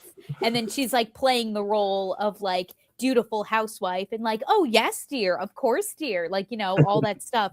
And I just thought that she was giving such a she was nailing this very like comedic performance, because up until you meet Mary Poppins, like I feel like every character is just like very like, I don't want to say flat, but just like, you know, normal. And you meet her and she's just like, you know, it's a very lively performance coming from Mrs. Banks. I do write later on, and I don't remember why, but in my notes I have, okay, wait, Mrs. Banks kind of sucks. And I don't know why I wrote that. But I think had the nanny in the beginning been leaving because of maybe complaining about Mr. Banks specifically, I think that could have been a good setup. Like maybe it was something he's like, he never lets me have fun with these kids. He never lets me play games with them. It's work, chores, all this stuff. I'm not doing it anymore. Maybe if that was the introduction to his character and this dynamic in this house, maybe then it makes more sense for Mary Poppins, this very whimsical, supernatural person, to come in to be like, this is how things are going to go now. Because it's not really about like Mary Poppins like teaching them to be better children, because like I said, Michael and Jane, I feel like don't really need that. They're perfectly well-behaved children. In fact, they have like the whole part is like they have a cry for help with their advertisement. Yes. Where they're like, can we just have like a nice, fun nanny that loves us? And yeah. You need a hard nanny that's gonna tell it like it is and teach you some shit. Right. And you know, yeah. And the two you had brought up, I mean, we were just making the Elf comparison, and I forget what other movie you compared. Sound of Music. The movies that I wrote down that I thought of with this one was It's a Wonderful Life and White Christmas. Ironically, two Christmas movies for some reason, but just more White Christmas just because of like the grandiose of like what I felt like the sets. Like one of my notes was it feels like every shot is kind of like a painting, and that's probably because the backdrop is like an actual painting in the background, but it just felt like very like picturesque. Like you could almost take a picture of each frame of this movie and actually like hang it up in your house.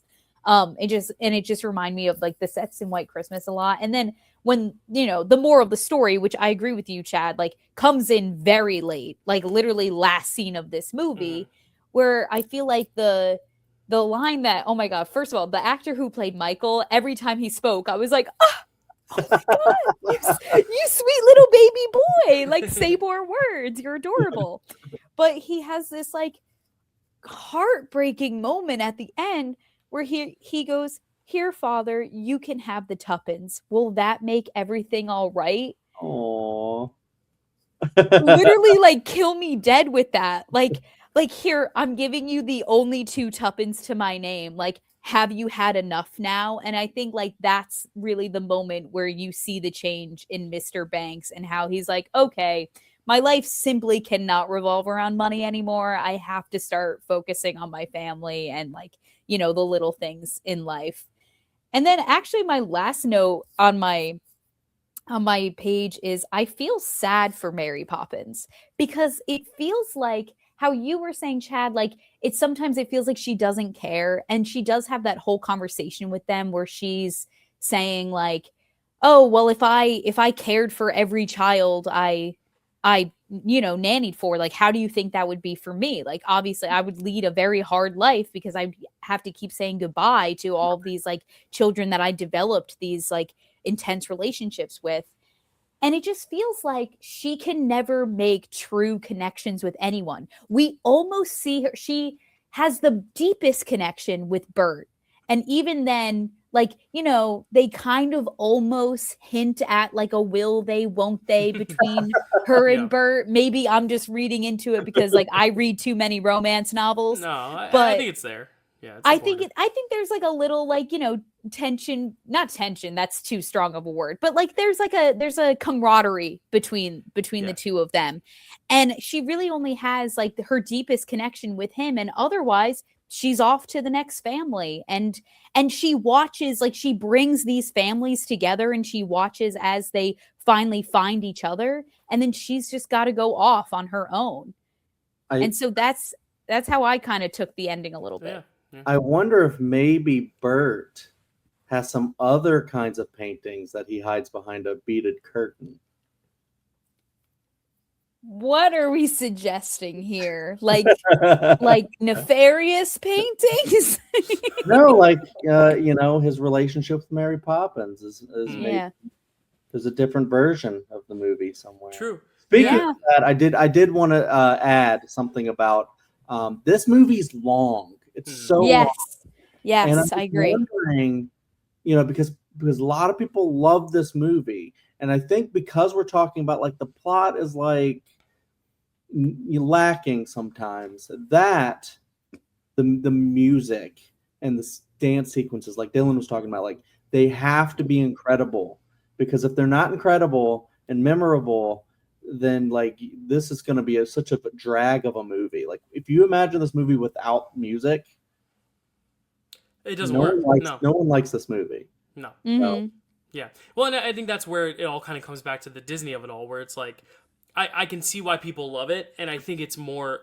I think the fact that we are three very intelligent people talking about a film podcast, dissecting Oscar films, we're looking for the stories and the themes and all that stuff. Yeah. When in actuality, I think most people then and now watch it because it's got some bright colors, it's got great musical sequences, the characters are fun. Like Mary Poppins herself is a very fun character. Like even though she remains unchanged throughout the movie, like I still enjoy watching her. I think Julie Andrews brings a great charisma to it. I think Dick Van Dyke has a great charisma in both his roles. I didn't even realize he was the old man at the end. I thought him playing the old man in Mary Poppins Returns was like an Easter egg of like honoring that original film. I didn't realize he played that role in the original film too. So now he's just playing it as an old man. And I think it's funny that he basically in his old man makeup looks exactly how he actually looks as an old man. I love when movies do that, when they age someone up and it actually ends up being what they look like when they're older. I'm reminded of like Click with Adam Sandler. I'm like, no, Adam Sandler when he ages in Click, he looks like that now. It's kind of crazy. That's just one example I could think of. But yeah, I think that's all the stuff that like I still hold dearly and fondly. And I think I agree with you all about the story stuff. I actually went into this really liking it from my childhood, but liking it because I remember all the songs and sequences. And I remember there was this through line with the dad, because obviously Saving Mr. Banks really touches on that. So that's fresher in my mind. So I knew that was going to be a big part of it. And I actually think expecting it to be such a big part of it, to see that it wasn't until the end, was a little bit of jarring. And I think, like Chad said, yeah, it is very long. And I think the scenes, the moments between the scenes, in the beginning, it's a little more fun because it's like she's a nanny, she's doing all these new cool things for the first time. But as it goes on, especially when we get out of the world of the animated and it's back in real life and we've done the bird thing, it's like, okay, like, where are we going? And we still haven't even gotten to Step in Time. And oh, it's Chim Chimmery. Oh, it's Chim Chimmery again. Oh, okay, there's the third verse. Oh, now we're in Step in Time. But there's still 40 minutes left. You know, like, I think it's one of those things where it is, I think we all love Mary Poppins in our own ways, but I think the people who love it for the musical numbers and the sequences, and sometimes forget just how much filler there is between those scenes that I think does drag the thing down as a whole. And it's so crazy that we're nitpicking Mary Poppins because it's one of the most beloved films out there, but that's our job, you know. And there are movies like Wizard of Oz that we covered on the show that are perfect, and it's like, oh no, this is great. This is as great as you remembered. Whereas this one, I think with a little assessment, it's actually interesting that like I held this one very fond, and Doctor Strangelove, I was like, it's okay. And now rewatching it, I can appreciate Doctor Strangelove more, and this one is the one where I find more holes. All that to say, I still did find myself more into the whole dad redemption thing than I did as a kid. Because as a kid, I was even more against it because I was like, who the hell cares? It's what? Like, I don't care that this man now is laughing. Like, what? Now wants to fly a kite? Like, what? But now I watch it, I'm like, okay, like, I like that this is like, this is what it's been building to. You just didn't realize it, maybe. So I do like it more as I'm older, but as a film, in a general sense, I like it less. So it's very interesting. And I will say, I do have a caveat. The reason I haven't gone too deep on the cast itself is because I actually do have a friend in the cast, which is crazy considering it's such an old movie. But I actually got to take a picture with him last year. This is my friend who's in the cast. Yeah, so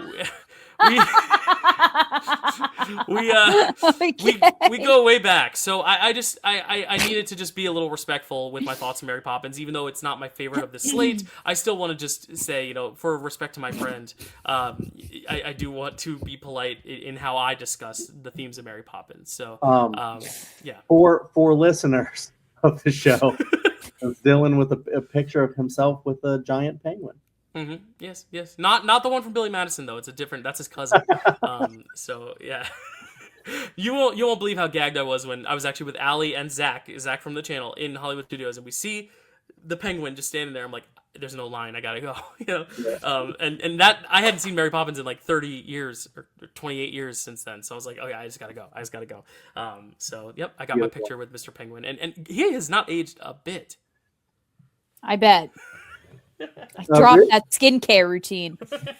Really quick thing. I just wanted to add, because Dylan was talking about like his reassessment, like growing up, but then also kind of poking holes as you're watching it while still loving like a lot of the sequences of music and stuff. It's kind of like my experience, but like especially watching with my son for the first time, kind of like, is this something he's going to love? Which I will get to. This isn't the musical that he got up and started dancing to. Whoa! Okay. He's a Zorba head, yeah. We'll talk. But yeah, because as I mentioned at the beginning, my wife does love this movie more than I do. So like watching it with her was like, I had to be kind of the jerk cinephile that's like, the story here, where she's just like, can't you just love this movie? So it's that whole dynamic. But then I'm just like, you know, I do love parts of this movie. It's just like, I also, like Dylan said, it's my job on this show to like kind of question it a little bit. Just be like, is it the masterpiece that it's framed to be? Somewhat, but like maybe there's also issues. Yeah, and it's coming from a studio that has had so many successes that I think 3 not glowing opinions of this movie is not going to tear it down necessarily. You know, so I do think it's still great. It's just there's a varying level of greatness that I think for me is worn off a little bit. But any last words on Mary Poppins? Anyone? Kelsey as the actress accent aficionado. What do you think of Dick Van Dyke's accent in this? Woof. Yeah. It's it wasn't good, and I don't feel that bad saying it because like British actors have gone on record saying that like his Cockney accent is one of the worst like takes, like American takes on a British accent. So like, you know, even friend of the channel Alan Potter said no. Yeah. Well, which is funny though, because I think it adds a lot of charm to the performance. I think it makes it feel silly and storybooky in a way that I'm like, you know what? Yeah, I like it. I almost wish he was just American. Yeah, just make Bert an American living in England for some reason. Yeah. He of all the characters could. I mean, it's a weird movie just in general as far as like suspending your disbelief. Who cares? Right. You know, we have English people that just live in America. And we don't question it. Like Star Wars has people speaking, you know, British and then American. Yeah. Doesn't matter. Well, the MCU is filled with people who have British accents in space for some reason. Yeah. Like, what's up? Well, it's reassuring that when they did the sequel years and years and years later, the Bert figure was played by none other than British legend Lin-Manuel Miranda. Anyway, Mary Poppins, nominated for 13 awards, wins 5, wins for Best Actress for Julie Andrews, wins Best Musical Score, substantially original score. Best Song, anyone want to guess which song it won for? Chim Chimney True. I looked it up. Yes, Chim Chimney True. You did look it up. Didn't get nominated for any other songs. That's the one song that got nominated, the one song that won. Really quick, what song would you have awarded, Chad? Good question. I don't know. I like the Suffragette one in the beginning. I like the Spoonful of Sugar. Nice. Kelsey, do you have a favorite song that should have been the winner here, or do you agree with the Academy? I think Let's Go Fly a Kite. Yeah. That one. I'm a Super Cal guy, so we all have different winners there. Super Cal head. Got it. Yeah, good song though. Chim Chimmery is a good song. Yes. I also love Step in Time. Again, so many great songs. Feed the Birds is beautiful too.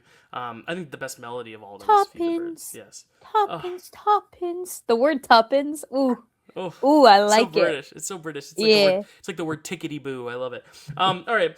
Film editing, also special visual effects, not just visual effects, but special visual effects. It's nominated for Best Picture, Best Director for Robert Stevenson, Best Adapted Screenplay, Best Musical Score, Adaptation or Treatment. This is a little weird because it's nominated for Original Score and Adapted Score. So I guess the stuff that was original was awarded, and the stuff that was adapted was awarded. So it was like, here. All right. Just categories on categories. Best Sound, Best Art Direction Color, Cinematography Color, and Costume Design Color. And you may be thinking, Mary Poppins lost the sets, costume, and cinematography to what? I'll tell you, another lavish musical from 1964, My Fair Lady, which also has Cockney accents, guys. We have connectors. Yay. Chad, tell us about My Fair Lady. I'm going to try to do like a, oi, my fair lady, Cockney. hey. It's better than Dick Van Dyke's. Watch the movie. That's what Eliza sounds like sometimes. And I couldn't understand a damn word. Maybe a little bit better than what I did. I apologize to all the British people watching. My Fair Lady, directed by George Cukor, written by Alan J. Lerner, cinematography by Harry Stradling, music by Frederick Lowe, starring Audrey Hepburn, Rex Harrison, Stanley Holloway, Wilfred Hyde White, Gladys Cooper, Jeremy Brett, Theodore Bickle, Mona Washburn, Isabel Elsom, and John Holland. Synopsis. A wealthy linguist sets out to change the social status of a poor flower girl with a thick Cockney accent. Based on the 1912 play Pygmalion by Bernard Shaw and the 1956 musical My Fair Lady by Frederick Lowe and Alan J. Lerner. Yes, Lerner and Lowe. Crazy that George Cukor's win for Best Director in his film that wins is My Fair Lady, when he has made so many classics. Just want to list off some of these. Born Yesterday, which lost obviously to All About Eve. We loved Gaslight, another film that lost to, I believe it was Going My Way, that we really, really liked. The Philadelphia Story, one that you and Carrie loved. Obviously the original Star is Born with Judy Garland, the original Little Women. He's done so many things. The Women, Holiday, Adam's Rib. This guy, it's crazy that this is the one that wins. Not that it's crazy because it's bad, but it is one of those things that it's crazy that it took him this long to finally win. And some might say this was like a coronation for him more so, but it did win so many other categories that it was very clear that this was a big hit. This was a big success, critically successfully box office wise. So it's not just George Cukor getting his Oscar like Scorsese did for The Departed, or Spielberg did for Schindler's List. It's like, no, like this was a hit all around as well, like The Departed, Schindler's List. So just really cool that we've now covered so many of his films and we're finally getting to the big one that won. I love when we do that, when we cover a director who we've covered so many other avenues. It's like David Lean, where we covered so many of his films, and then finally we got to Lawrence of Arabia, and then we got to Bridge on the River Kwai, and it was like, okay, here we are. But yeah, I know, Chad, you've tried to see this, you've tried to watch this before. I know your history with it a little bit, of you tried it a few times, didn't really love it, finally sat down and watched it all. Kelsey, you had never seen this movie then, right? Mm-mm. Okay. And then I also have never seen the film of it. I had seen scenes of it because obviously I know the musical very well. So I had never seen the actual film in its entirety, but I'd seen scenes of it. It was kind of like Hello Dolly, where I've seen so many scenes, I've practically seen the movie, just never sat down in sequence. It's kind of like Mary Poppins, where I'm like, I remember the musical numbers so well, I forget how much connective tissue there is. There's tissue upon tissue upon tissue. You could probably fill 5 Kleenex boxes with it. It's a lot of tissue. But there is a big, hefty runtime here, a lot to talk about. I will start with Chad, because I know you I know where you once lied on My Fair Lady, where you once sat in terms of, should I say you didn't really love it the first time you tried it, you weren't digging it. Yeah. But I'm wondering if you've come around to it, if you still don't like it, if you like it even less, like it even more. Where do you fall with My Fair Lady, Chad? And I'm fascinated to see what you guys think about this one because I'm just really not sure. Obviously, it won Best Picture. Mm. It's got a lot of great stuff in it, like some of the a lot of the costume design, the sets. It's like a lot of the tech stuff. I think is really great. I think the performances are pretty great. It's just like I see where they're going with it. It's like they took so much influence from She's All That. That's how time works, right? Yeah, Pygmalion was inspired by She's All That. Yeah. By the time traveler who Yeah. I mean, yeah, it's an influential story in that aspect too. But it's just like one of those to where it's like I don't know how well it holds up to like modern sensibilities as far as like please with Kelsey talking about like how women are treated and like this is one that's like the I was like you talking to friend of the channel, Dan Skip Allen, where I was like, because he really loves this movie apparently, and I was like sitting there just like talking about like how is this rated G, and then Dylan had to chime in like it's sort of PG. Yeah. The But rating system has changed, and a lot of G has now become PG. The only G-rated movie that has stayed G is actually Oliver, the one we covered with Kelsey last time. So Oliver's still the only proper G-rated film to win, even though this was G when it won, but now it's more PG if you buy it off the shelf now. Yeah.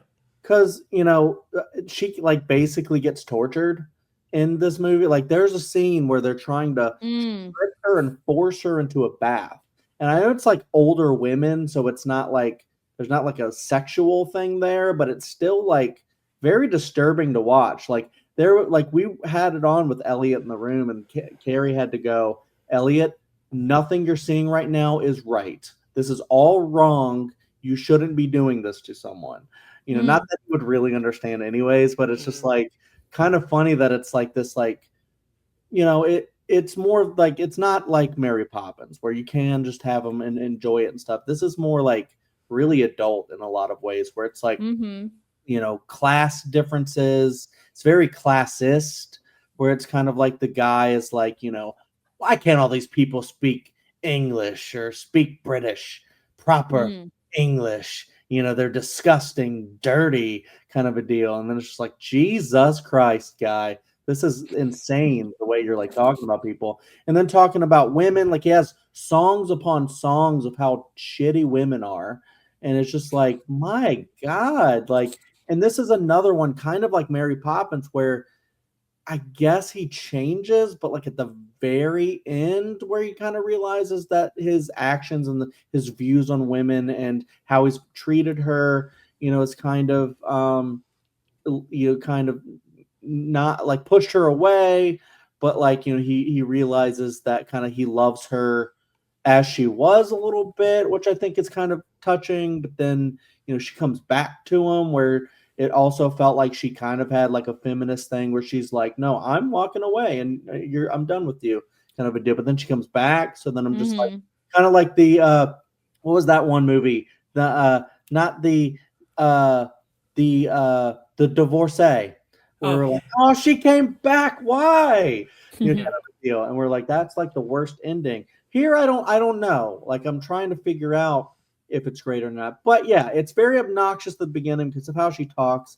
But then it kind of becomes endearing in a way because it's the thing that she was, and then they change her to be something better, and then you're like, was she better? Because people kind of find her charming when she's like herself and not just made person. It's like not better to be changed to be something you don't really want to be or maybe even fit in, and stuff. And yeah, so I think like there is a lot to like about the movie, but there's also just a lot of really crazy problematic stuff that I didn't really vibe with, and I just didn't really like the rich linguist character like at all. Like his songs were so boring, delivered in such a monotone, like, just drawing on about just how terrible women are. And it's just like, why am I watching this for 3 hours? It's crazy. And he's not But even singing it; he's just kind of speaking it. Yeah. exactly, Yeah. which is just so boring. And then the one part that I alluded to with my son Elliot is this is the movie that he started dancing to, which I was like, what is going on right now? I have a video of it. He's just so cute where he just like he stands up and what's the song where he goes oh shoot, help me with the song. It's with a little bit. With a little bit. It's a little bit. With a little So bit. like Yeah. it ended like the scene was about to end, and he just stood up and just started going with a little bit, with a little bit. Aw. That's It's cute. like, what is going on right now? I gotta get Wait, this that's so funny. a musical a stat because he's incredible and it's just so cute. He had no idea what the song was about, but about drinking and freedom and whatever it is. But he was so adorable, just like That's great. strutting around our house Aw. singing that song. And so I just started singing it with him from time to time and Aw. loved him. I made him watch My Fair Lady. He wanted to watch Toy Story or Cars or something. And I was soon, let's watch 20 minutes of My Fair Lady and we'll watch it in like 20-minute segments when we Yeah. can. Because sometimes it's just the best to be able to watch something with Elliot in the room so we don't have to watch it like super late and stuff. Yeah. But yeah, I'm very fascinated to see what you guys think about it. Maybe Yeah. I'll have more thoughts later because I don't love it. Yeah. No, and honestly, I think that was a much kinder take than I expected from you, just because I know what you've thought of this in the past. At least in those opening minutes. So I'm glad you actually found a lot of positives to pull from it, and you have the personal experience about Elliot dancing, which I think elevates anything, and I think it shows its power in its musical numbers too. It's like there are some musical numbers like Rex Harrison stuff that's like okay, all right, but the big numbers that are really meaningful and memorable are really good, really catchy tunes. As Kelsey, you said, like you got these songs in voice lessons and you learned them, and I'm sure we did a bunch of these in cabarets. I definitely a little peek behind the curtain. Juan definitely gave me On the Street Where You Live as a song to sing in voice lessons, of course. Totally. Yeah, one of my favorite ballads. I love that song, and I love that the reprise is the same song in its entirety yet again. I'm like, hey, it's not even a reprise; you're singing it again, in its entirety. But Kelsey, what do you think of My Fair Lady? A lot of interesting thoughts. I mean, put out there, but yeah, I definitely I definitely didn't leave the film feeling quite as strongly as Chad did. And I think that Chad, you brought up a lot of really important points with like the classism stuff and like, how they completely like alter this woman. And it just like reminds me of that trope in like in Mean Girls and Heathers, like, like you have to change someone and they become someone else. And then, they figure out someone somewhere down the line they figure out like no, who I was in the beginning was like who I should have been all along. I do feel like Eliza Doolittle doesn't complete, like obviously her accent changes a ton, but I feel like who she is at her core remains like pretty, like I want to say mostly intact, because she does have that moment in the racehorse segment where like she's the only one who starts like screaming and chanting for her horse. She's like, come on. And then she goes off on that weird tangent about how like they think like someone killed her aunt when she's like trying to make conversation with all the uppity rich fancy people.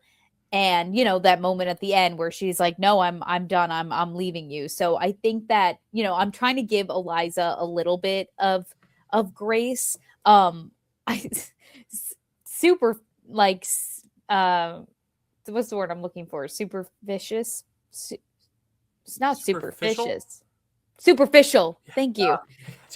Superficially, I think I was really looking forward to the moment her accent changed, because like I said, I couldn't really understand her when it like I was just like, I need to put on the subtitles. Like I have no idea what this girl's saying sometimes. What I will say about that is like I wish there was a little bit more of like a gradual change in how she spoke, rather than her like sounding exactly like her and then like the next minute nailing it perfectly. Like Right. I was like, okay, that's like super unrealistic, like whatever. I feel like that could have been more gradual or whatever. And I don't know, I just don't think that this one had to have any love in it at all. Like, Ding, ding, I ding. feel like if anything, then she should have ended up with the guy who was singing on the street where you live. Like, Wouldn't leave Totally her cool guy. alone, like Totally Yeah. cool guy. outside. Yeah.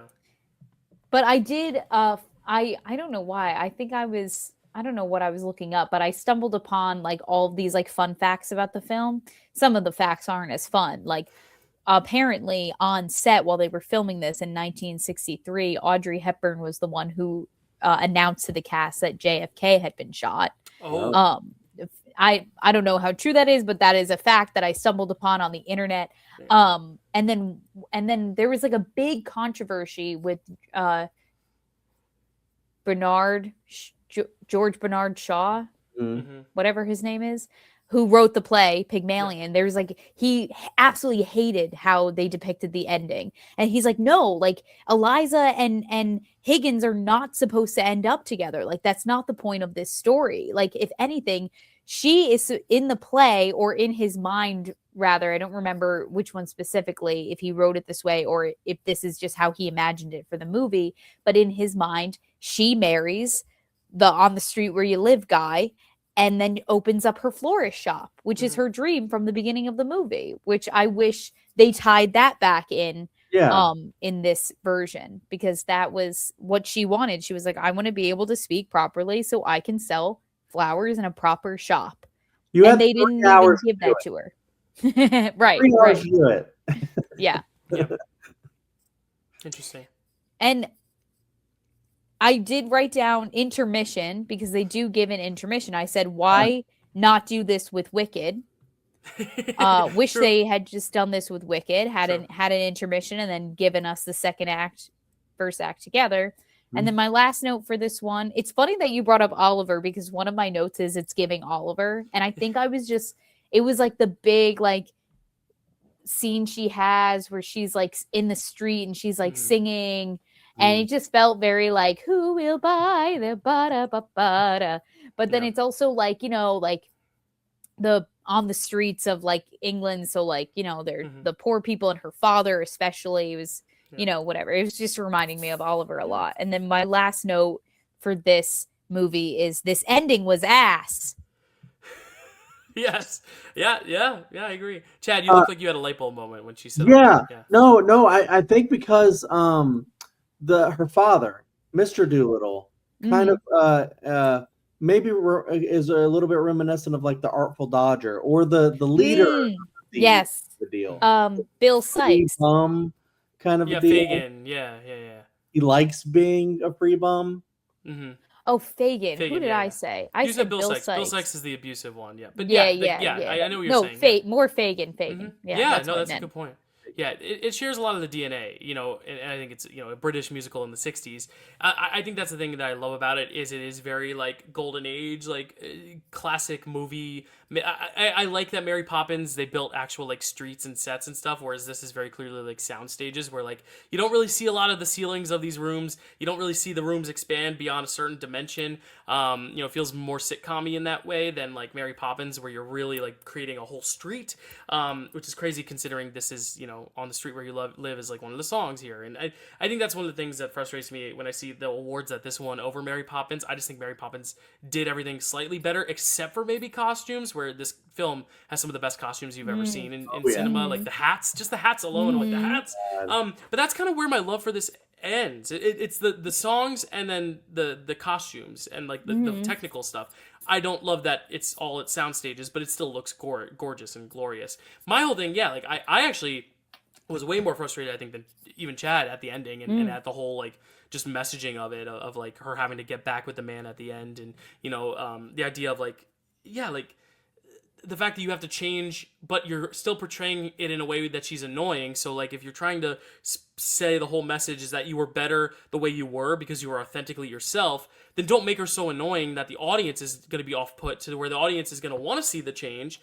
Because I get the whole point of like her accent changes, but she stays true to who she is. But it's also like if you could make her a little bit more endearing, and I think this is played better on stage maybe, but like if you can make her more endearing even with the accent, like, and not make it so overbearing that the audience is like, oh boy, yikes. It's more just like, oh, it's just like a very thick accent, I think the fact that they make it so over the top that you the audience are off put by it, it makes it harder to sell the whole point that like she was perfect the way she was, because obviously all of us were kind of like, whoa, okay. And here's the crazy thing: I've never seen an Audrey Hepburn film, which is the craziest thing I think I've ever said. But this is my first experience with her. I've seen a lot of scenes of her and iconic moments of her, but it's also a disservice that she's not singing. Roman Holiday, yeah, I'm excited for that one.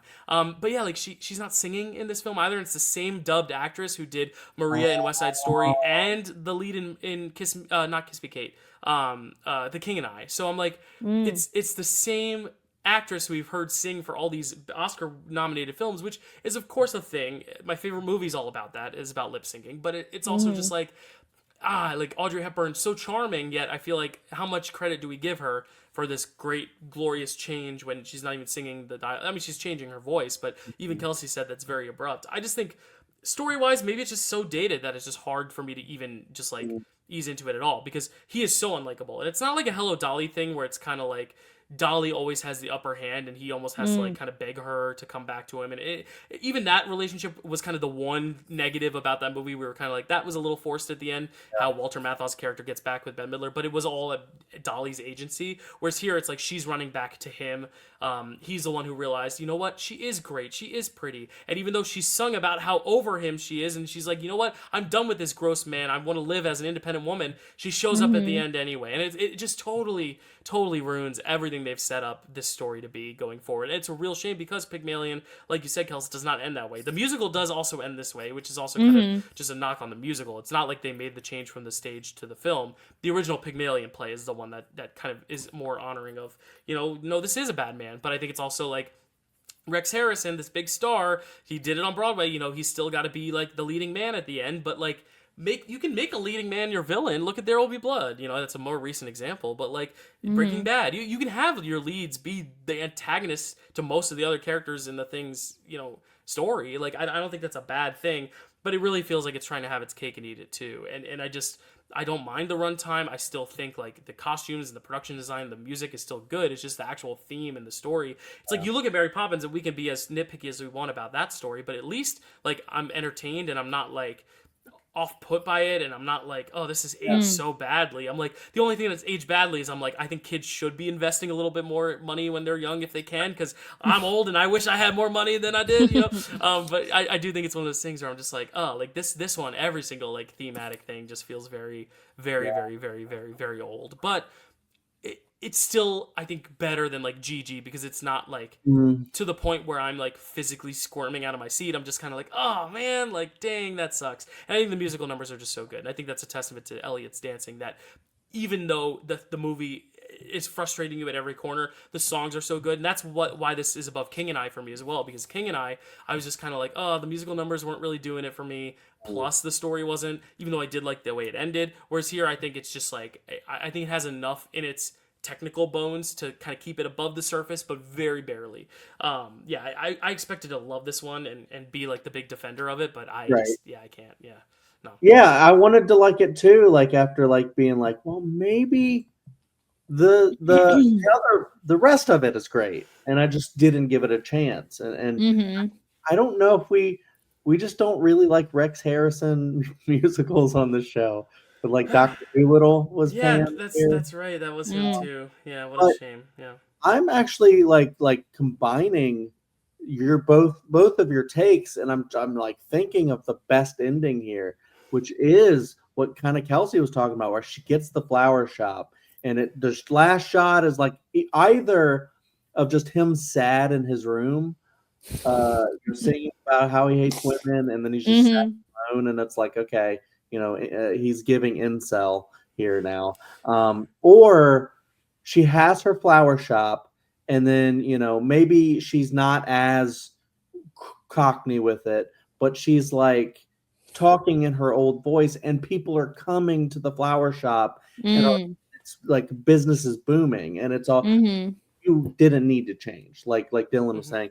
And then also, or maybe like he comes to be a customer at her shop, and he buys flowers. You know, maybe they're intended for her, but she's just like, next Yeah, customer. yeah.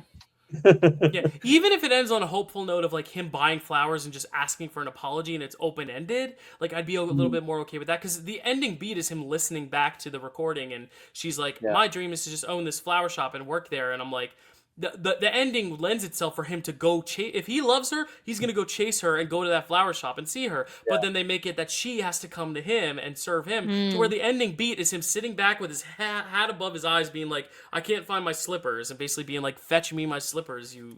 Ah, gosh, I hate it. I really do. I think it's such a bad ending for what is otherwise a promising lead up. It really just feels like, why did we watch all that, you know? To just say, oh, she was perfect the way she was at the first minute of the movie, and you know what, even though he's treated her like shit, she's still gonna run back to him at the end of the day. So what am I watching it for? Really, like, what is the growth except for, okay, these tunes are good, you know? Yeah. And the hats are great, like. So stylistically, but is the ending worse, the same, or better than the divorcee? If you remember. I honestly, you have a better recollection of that, but in what sense of like her going back Just to him? just going back to him, where it's like kind of like abusive or toxic. And then Yeah, I just mean, like, he's abusive, but not in like a physical way, I guess. So I guess by semantics, it's better in this sense where he's a dick, but he at least didn't like hit her It necessarily. has been a while. Yeah, but yeah, I like how this film gives homeless people an agency, which is good. Like, she is homeless, so it's like it does give a little bit more agency to someone who is, you know, to be seen at a different class level. I guess is a cool thing. But I'm just trying to grasp at straws. It's funny that her dad is like, he loves being poor and free. That it's almost kind of like a very like Tim Robinson thing, where it's just like, I'm too rich now. Like, now I'm just bound by their morality or whatever his whole thing is. Yeah. Like, everything's going too well for me now. This is a very anti-rich Slate. It's like, no, don't save your tuppence. No, like don't. You can be homeless. Like, no, like. I don't know. Money will change you for the worse. Yeah. I do want to say, in my defense, I feel like by the time I got to this movie compared to the other movies in this slate, I think I was just excited to see a woman on screen talking for a significant amount of time. So I think that's also part of the reason why I didn't walk away from it like as heated as you guys are, but I'm listening and I'm learning, and I'm happy that you're bringing this perspective to my attention. Who would have thought the two guys here were going to be teaching me about maybe Eliza Doolittle should have a little bit of more self-worth for herself.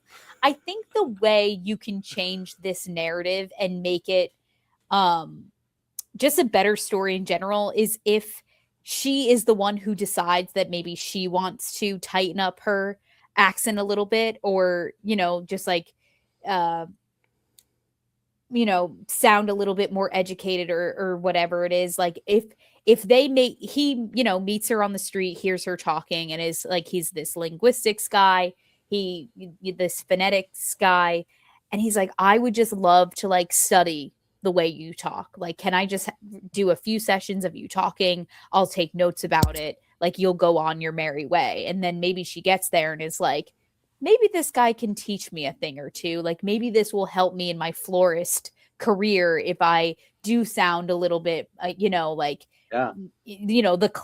class I want to be selling my flowers to. If I sound like one of them, maybe I'll have better business or something. And then, of course, along the way, she can figure out that, like, who she is perfectly wonderful and all of that.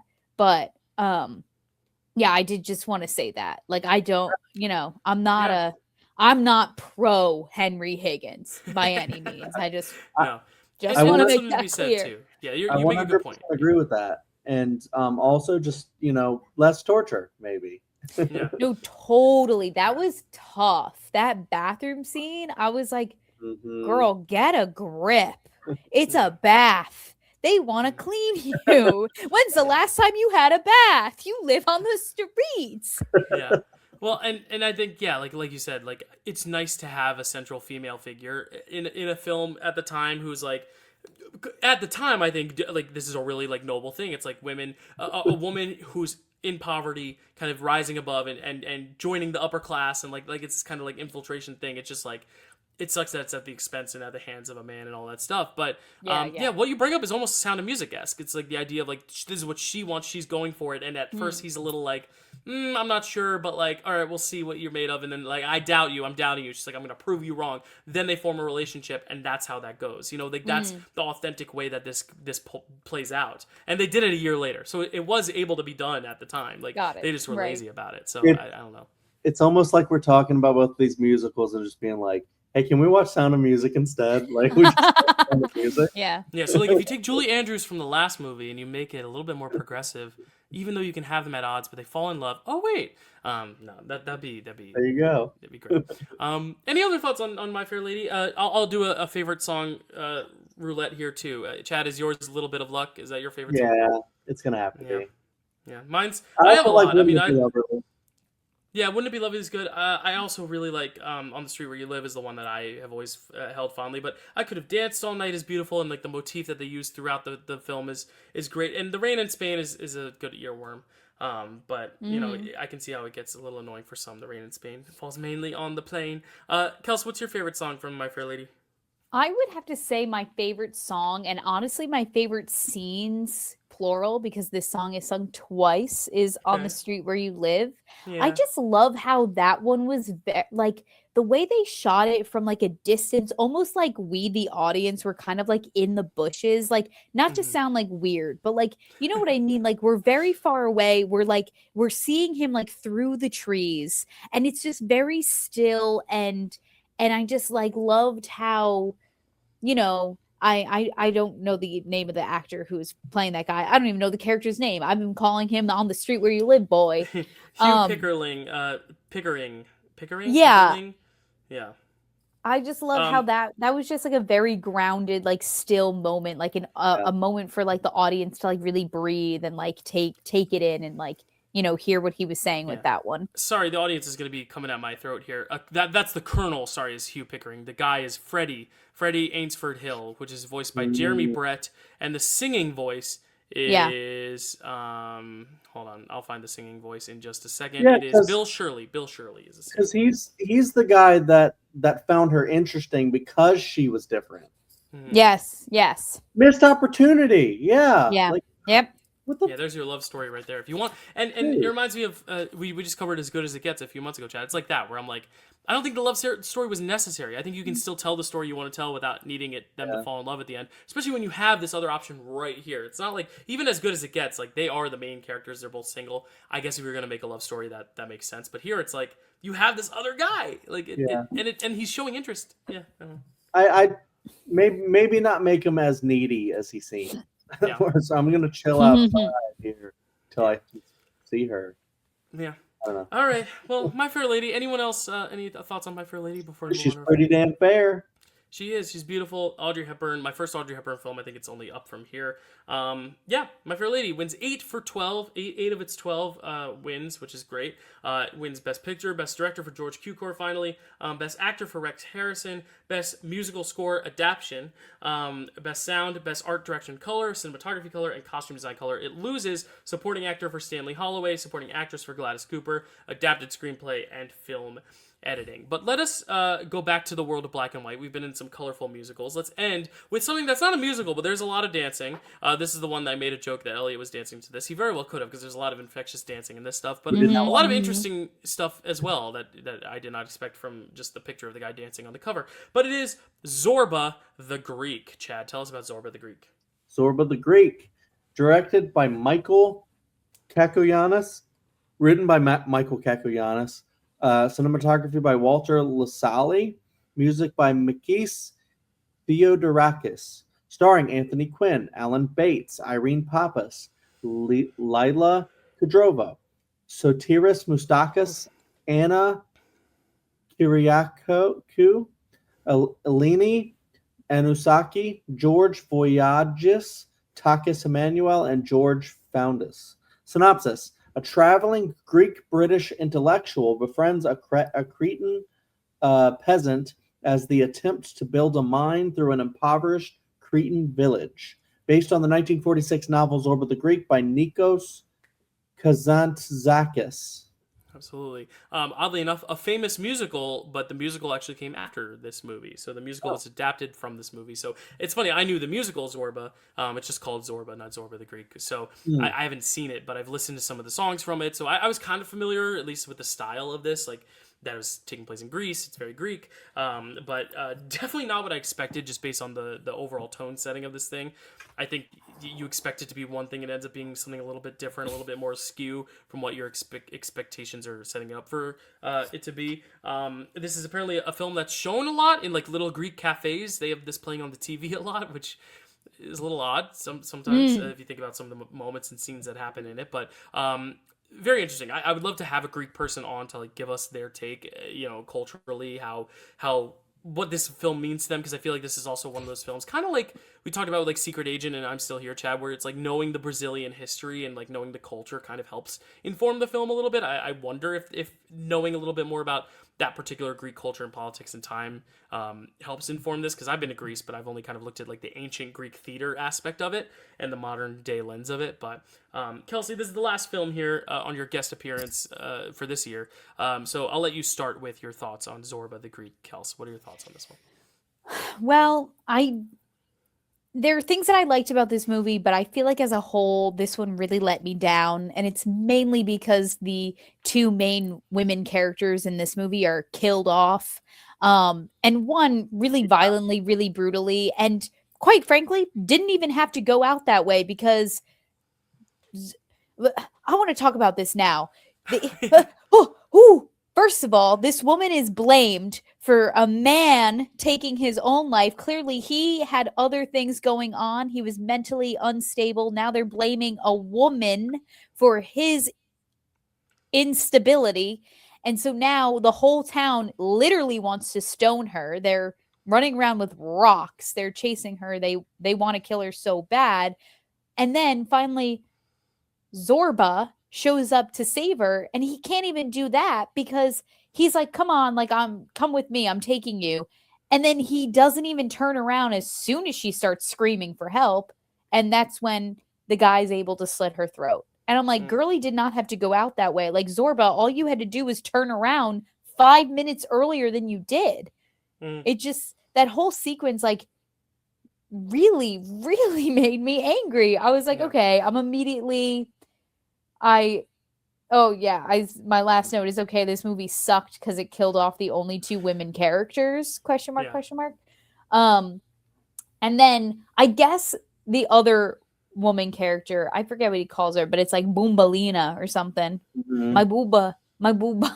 I forget now, but that's what I know her as in my head. Madame Hortense, I think her name is. Yeah. The Lila Kadrova character, yeah. She gets a little bit more of a graceful send-off, like they kind of allude to this illness that she has the whole film, and so she kind of gets this very like monumental this like monumental death that she gets, and it becomes a moment. This was another one where I just like immediately I was like, okay, this feels like a comedy. Like the whole boat sequence, like right off the bat, I was like, okay, comedy, like I'm down.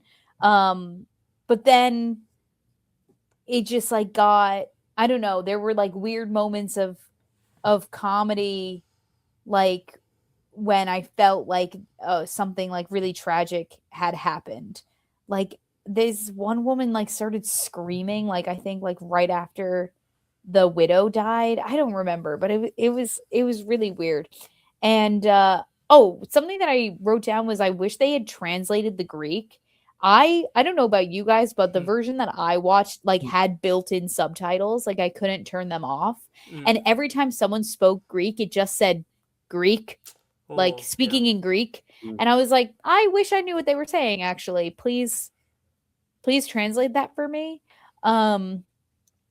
And yeah, I felt like my first note is okay comedy, and then my second note was this girl showed up, and now I'm immediately interested because it's that moment when the widow is first introduced, and like the bar or whatever it is like goes silent and everyone's like looking at her and she's like, okay, persona non grata, like what's going on with this girl? I was immediately more interested in this film. And I don't know, I just really didn't find myself caring about the character of Basil. Um yeah, also his fake ass beard they give him that's like clearly just like a sponge, like they just put like dark like black paint on him or something to make him look like he has a scruff. Yeah. Which was hilarious. From a distance, I was like, okay, 5 o'clock shadow and curly hair and glasses. Like, okay, Basil, you're like giving this fresh look. I love. But then all of a sudden they like zoomed in on his face and I was like, oh, that's paint. That's makeup. Got it. Yeah.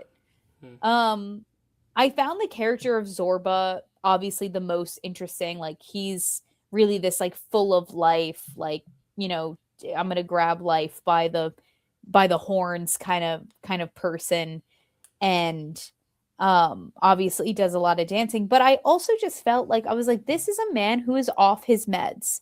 And I feel like Zorba needs to be medicated, and like maybe this is a tragedy about a man who is going undiagnosed and nobody is caring. Right. Yeah, that's a good take. Yeah. Anyway, that's I how love I it. felt No, I about love it. all the thoughts. No, I know it's fun when we get to one that you're really just like nuh-uh, and you can just kind of like let loose on it. We've had those moments. Chad, Yeah. do you feel the same way as Kelsey, or did you like this one a little bit more? No, I really didn't like this at all. Okay. Okay, love. Not much to dig into. I think like Kelsey pointed on a lot of the positives, like, you know, just like the stuff with the widow. And it's like it's interesting when you're like looking at like kind of a different culture, and they're like looking at like this specific part of Greek culture. And you know, just the idea of like someone dying and then everybody being like, yeah, score, and like going in and trying to just raid the house and take whatever they can. Which Yes, that's what I was talking about. Like as soon as she dies, they just start like, you know, looting. Yep. right. And I'm like, hold on, can we grieve a little bit? Can she be cold? She's still warm and you're Right. taking her stuff. And yeah, and like we kind of grew to kind of like that character. And and then also like, didn't they like kill and eat a pet goat? Probably. Yeah. I remember a goat being in this one. I That- wrote down That pissed me off. So that was kind of a thing where I'm like, Goat. Goat. Yeah, there you go. Yeah. I like this movie when it's just like, I don't know, it just like it just feels so cold a lot of the time. Mhm. And I it's don't not. feel- And I was gonna say it's not presented in like a very like Hollywood-esque way, to where like when you kill a goat and eat it in a George Cukor Warner Brothers musical, it's probably gonna be a lot more like off-screen, like not very visceral. Like, sorry, I was tripping over my words, but I do think like in this sense it's so realistic that like it almost feels like a documentary in the way it's shot, to where like it doesn't help it that like something like that would happen, and it's Yeah, you know, it's and, not like- as cinematic in that way, you know. And like Kelsey was talking about how like they brutally kill this woman and stuff, and then this other woman dies that a woman they kind of liked, and then, you know, they loot all her stuff, then they kill a goat and eat it that may or may not have been a pet, and then they're just sitting there on the beach dancing together, and I'm just like, what the fuck is going on in this movie? It's so weird. Yeah. And I'm just like, I just don't know. I mean, like Zorba's like over here trying to like play tricks on some, you know, monks or whatever, and trick them into thinking that the place is spiritual or something. He's trying to like rig. Really, actually, what Kelsey said is that he's crazy, off his meds, and also apparently he used to go and kill and rape people. And I guess we just like gloss over that a little bit, like, oh, it's whatever. That was back in the military or whatever you did. It's right. Doesn't matter. That was, you know, you were on duty, you know, kind of a deal. It's just like, who are these characters? I don't know. I just don't really know how interesting they actually are. But I haven't seen the musical Zorba. I haven't really engaged with it more than just kind of like watching it this once. So, Yeah, I wish I you know, could remember it more to like give a little context of that, but I don't. or like you said, like, have maybe like a Greek perspective. One of my best friends is Greek, but I don't know if he's ever seen this. Uh, Mm. maybe yes, I don't know, but He might have. I mean, I know it's very I mean, this was a smash hit when it came out. So like, it's not like wow, one of those just like under the radar little indie movie. I mean, it was, but then like it became very culturally. I don't know if it's like celebrated or just one of those movies that is very topical. I guess because it's very influenced by like Greek culture and social norms. I don't really know. I don't know. I do think, as I think Kelsey was talking about, like it starts off promising. You're like this friendship. They're gonna Mhm. go, like I'm gonna build this mine, and it's like, Mhm. hey, I can Mhm. help. And then there's like, hey, maybe you shouldn't trust me so much, kind of a deal. And I'm like, Mm-hmm. what's gonna happen? Where's this going? Right, right. It's like doesn't really go anywhere. Yeah. And And it so also feels like in the beginning, like it's kind of almost not like a buddy cop, but like these two very different like yeah, foil friends are gonna now like learn from each other. Like, the stuffy English guy is gonna learn to like loosen up a little bit and like enjoy like life, and maybe Zorba's gonna get like a little bit more confined and really, really focus on what's important, and that's not what it turns into at all. Mm-hmm. He makes that like I raped women comment like so casually, and it's like, actually, like, Yeah. why was that part of your duties in the military? Like you can do things for your country, like, oh, like I've done the things for my country to protect it, like whatever. I don't think that's actually in the job description, buddy. I actually think maybe you just took up an extracurricular for some reason. I don't know. Yeah. Weird. Yeah, I agree with everything you're saying. I think I like this more than you two like it, but I still don't love it. Like, it's one of those things Mm. I very much admit the flaws of it. I think Mhm. there's something to be said about the fact that this guy is so, like, let's live life to the fullest, and, like, even if life sucks, we're still gonna dance, and because that's what life is. Life throws this at us, and we just have to kind of put our hands up and say, you know what, this is life. And I think there's something to be said about that, almost like a hopelessness in the character study about this guy who, and maybe it goes to your like he needs to be medicated comment of like he just Mm. can't fully just wrap his head around what's happening. So all he does is it's this escape mechanism of like trying to just like sing and dance. It honestly reminds me a lot of Fiddler, Kels, of like, this Mm. guy who's like all this stuff is changing, life around him is getting so heavy and so terrible, but like at the end of the day he's still gonna dance because like he's got his traditions and he's got his culture, but at the end of the day it's like, no, like Mhm. times are changing, get with it, like not everything's happy jolly. And I think there's a little bit of that in his character. I got a lot of similarities to Tevio with his character, but I also just think like, yeah, it is an interesting study on just the culture, and I wonder if a lot of people see this as a good film because of that, because it's kind of Mm. condemning a lot of the cultural norms and the way women are treated, and it's kind of like the Becket thing of like it's not necessarily advocating, more so condoning it. But I do think.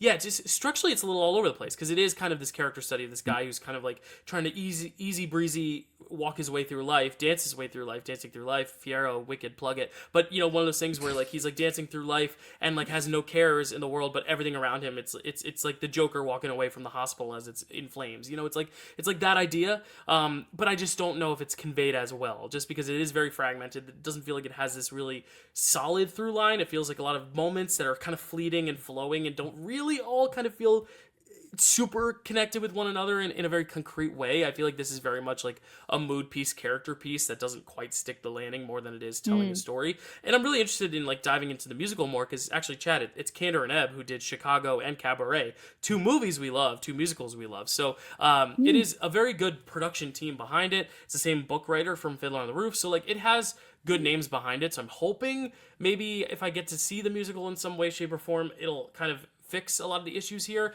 But yeah, I thought it was an interesting difference than the other four films. It feels very different. It doesn't feel like anything we've seen in the slate, so it kind of was a little refreshing in that sense. It was like, okay, I watched these two very big long musicals, and now here's this little smaller kind of character piece. It's Greek, so I love Greece. Like I'd love to go back, but yeah, it just didn't all click. It's one of those things where I can acknowledge the strengths, but still just there's something about it that's just not coming together. And it's a shame because I think a movie like this, I usually love the kind of smaller, like almost international movies. This isn't all in Greek, it's mostly in English. But like when that Kostas Gavras movie Z that we covered in 1969, you know, it wasn't really high on either of our lists, Chad, but like it was one of those things where I was like, no, it's kind of cool. Like this is a cool, like kind of low budget, independent kind of international flick. But I wanted to really champion this film, but at the end of the day, it just does not stand on the same ground as even the very problematic My Fair Lady, even like some of the more boring moments of Becket. Like I think this is still probably, without tipping a ranking, still the most flawed all across the board.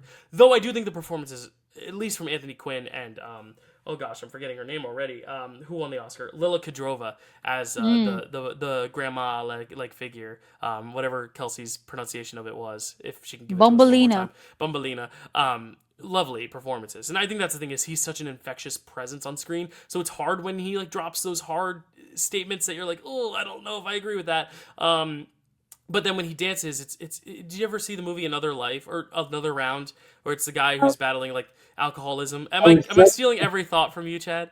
I was just about to say because I was going to end with Zorba the Greek ends with the dance, but it holds no candle to Another Round. So it's like the Another Round Life of Chuck thing of like, sometimes you just got to dance in the street and like, yes, things are crumbling behind you, and yes, this is the lowest point of your life, but some people, this is their way of escaping it and not being able to face the reality, and it's kind of sad in that way. So I think there's a bittersweetness, but I just think all in all, it doesn't do enough good to outweigh the bad, in my opinion. But yeah.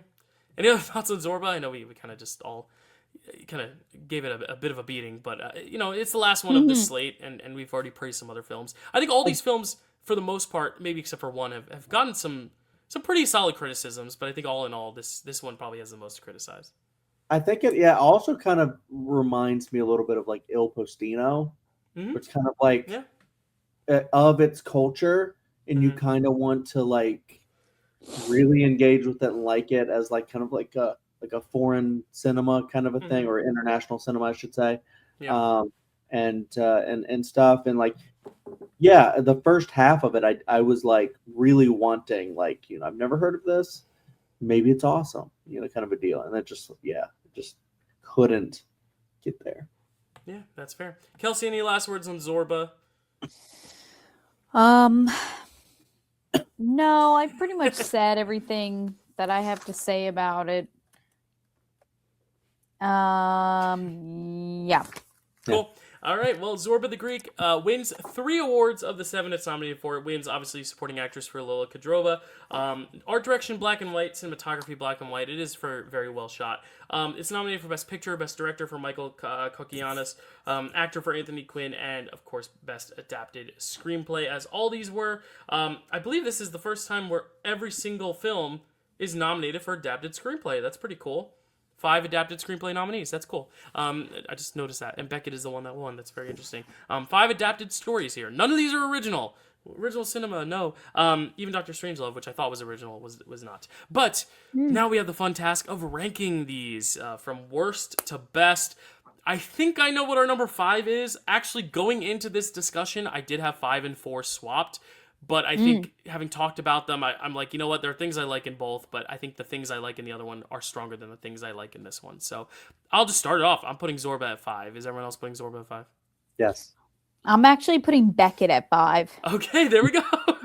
Plot twist. All right, Kels. Then we'll start with you. Yeah, Becket is your number 5. Mine is Zorba. Chad's is Zorba. Kelsey, what's your number 4 then? Zorba. Okay. And that's where I put My Fair Lady. Chad, what do you have at number 4? My Fair Lady. Cool. All right, Kelsey. So what's going to be your number 3? My Fair Lady. All right, my number 3 is going to be Becket. Chad, what's your number 3? Mary Poppins. Mary Poppins. All right. So all different across the board. Kels, what's going to be your number 2? Dr. Strangelove. All right, my number 2 is going to be Mary Poppins. Chad, what is your number 2? Becket. Becket, which means Kelsey, your number 1 is? Mary Poppins. My number 1 is Dr. Strangelove. And Chad, your number 1? Dr. Strangelove. Dr. Strangelove. So with a combined score of 1, 2, and 1, that beats our 1, 2, 3 of Mary Poppins. It goes to Dr. Strangelove. It's going to be our best picture among the three. Really fun choice. I know Kelsey was more in the Mary Poppins camp. Kelsey, anything you wanted to say about your ranking in general? I want to give you the floor. I think Zorba squeaks out. It squeaks ahead of Becket a little bit for me, just because it had two very interesting women characters in it, where I can't say the same about Becket. And I actually did have My Fair Lady and Dr. Strangelove swapped, but then after our conversation, you guys really changed my tune a little bit. I was like, I gotta dock this some points. So My Fair Lady became number 3. Dr. Strangelove took the theme over that. And then, like I said from the beginning of my discussion of Mary Poppins, like that one for me was just the over encompassing, like really good, feel good, fantastical, whimsical watch, which I just feel like I just look for in movies, especially ones that I consider like best picture winners. Like I just want them to like really like blow me away in on all aspects. And I just think that Mary Poppins really pulls out all the stops in all of its aspects for me. Yeah. I mean, a lot of people like talk about Mary Poppins like a perfect movie. I think we like alluded to maybe it's not, but like, if I had a lot of nostalgia for it, like I have so many other films and stuff, that it could have been 2 or maybe even 1 at the end of the day. Just real quickly with mine, my 5 and 4 and 1 were all set. It was my 2 and my 3. It was Mary Poppins at 2 or 3 was my whole thing. And I just went like Becket. I just like the story more, but Mary Poppins is more enjoyable of a watch. It's tough. Yeah, and for me, the 4 and 5 are the only ones I switched. I had My Fair Lady last, but then the more I talked about it, I was like, you know what, the songs are so good, the design and everything is so good too. But I do love the performances more in Zorba. But it is really funny because if Kelsey, you had stuck with your original ranking, it would have been 1, 3, 1 for Dr. Strangelove and 1, 2, 3 with Mary Poppins. We would have had a coin flip and it would have been messy. But alas, it was always meant to be. Dr. Strangelove is our number 1, and I think no, we will have one other opportunity to give Kubrick his flowers, but we've only covered 2 of the 3 we will cover for Kubrick. We still have to cover A Clockwork Orange, but we did not give Barry Lyndon Best Picture because that was just such a stacked slate. That was with Jaws and Dog Day Afternoon and One Flew Over the Cuckoo's Nest, so that was a stacked slate. Talk about Nashville. So talk about another picturesque movie with Barry Lyndon. Though. Absolutely, like, art. Yeah, beautiful shit. Yeah, so there we go. Dr. Strangelove is our pick.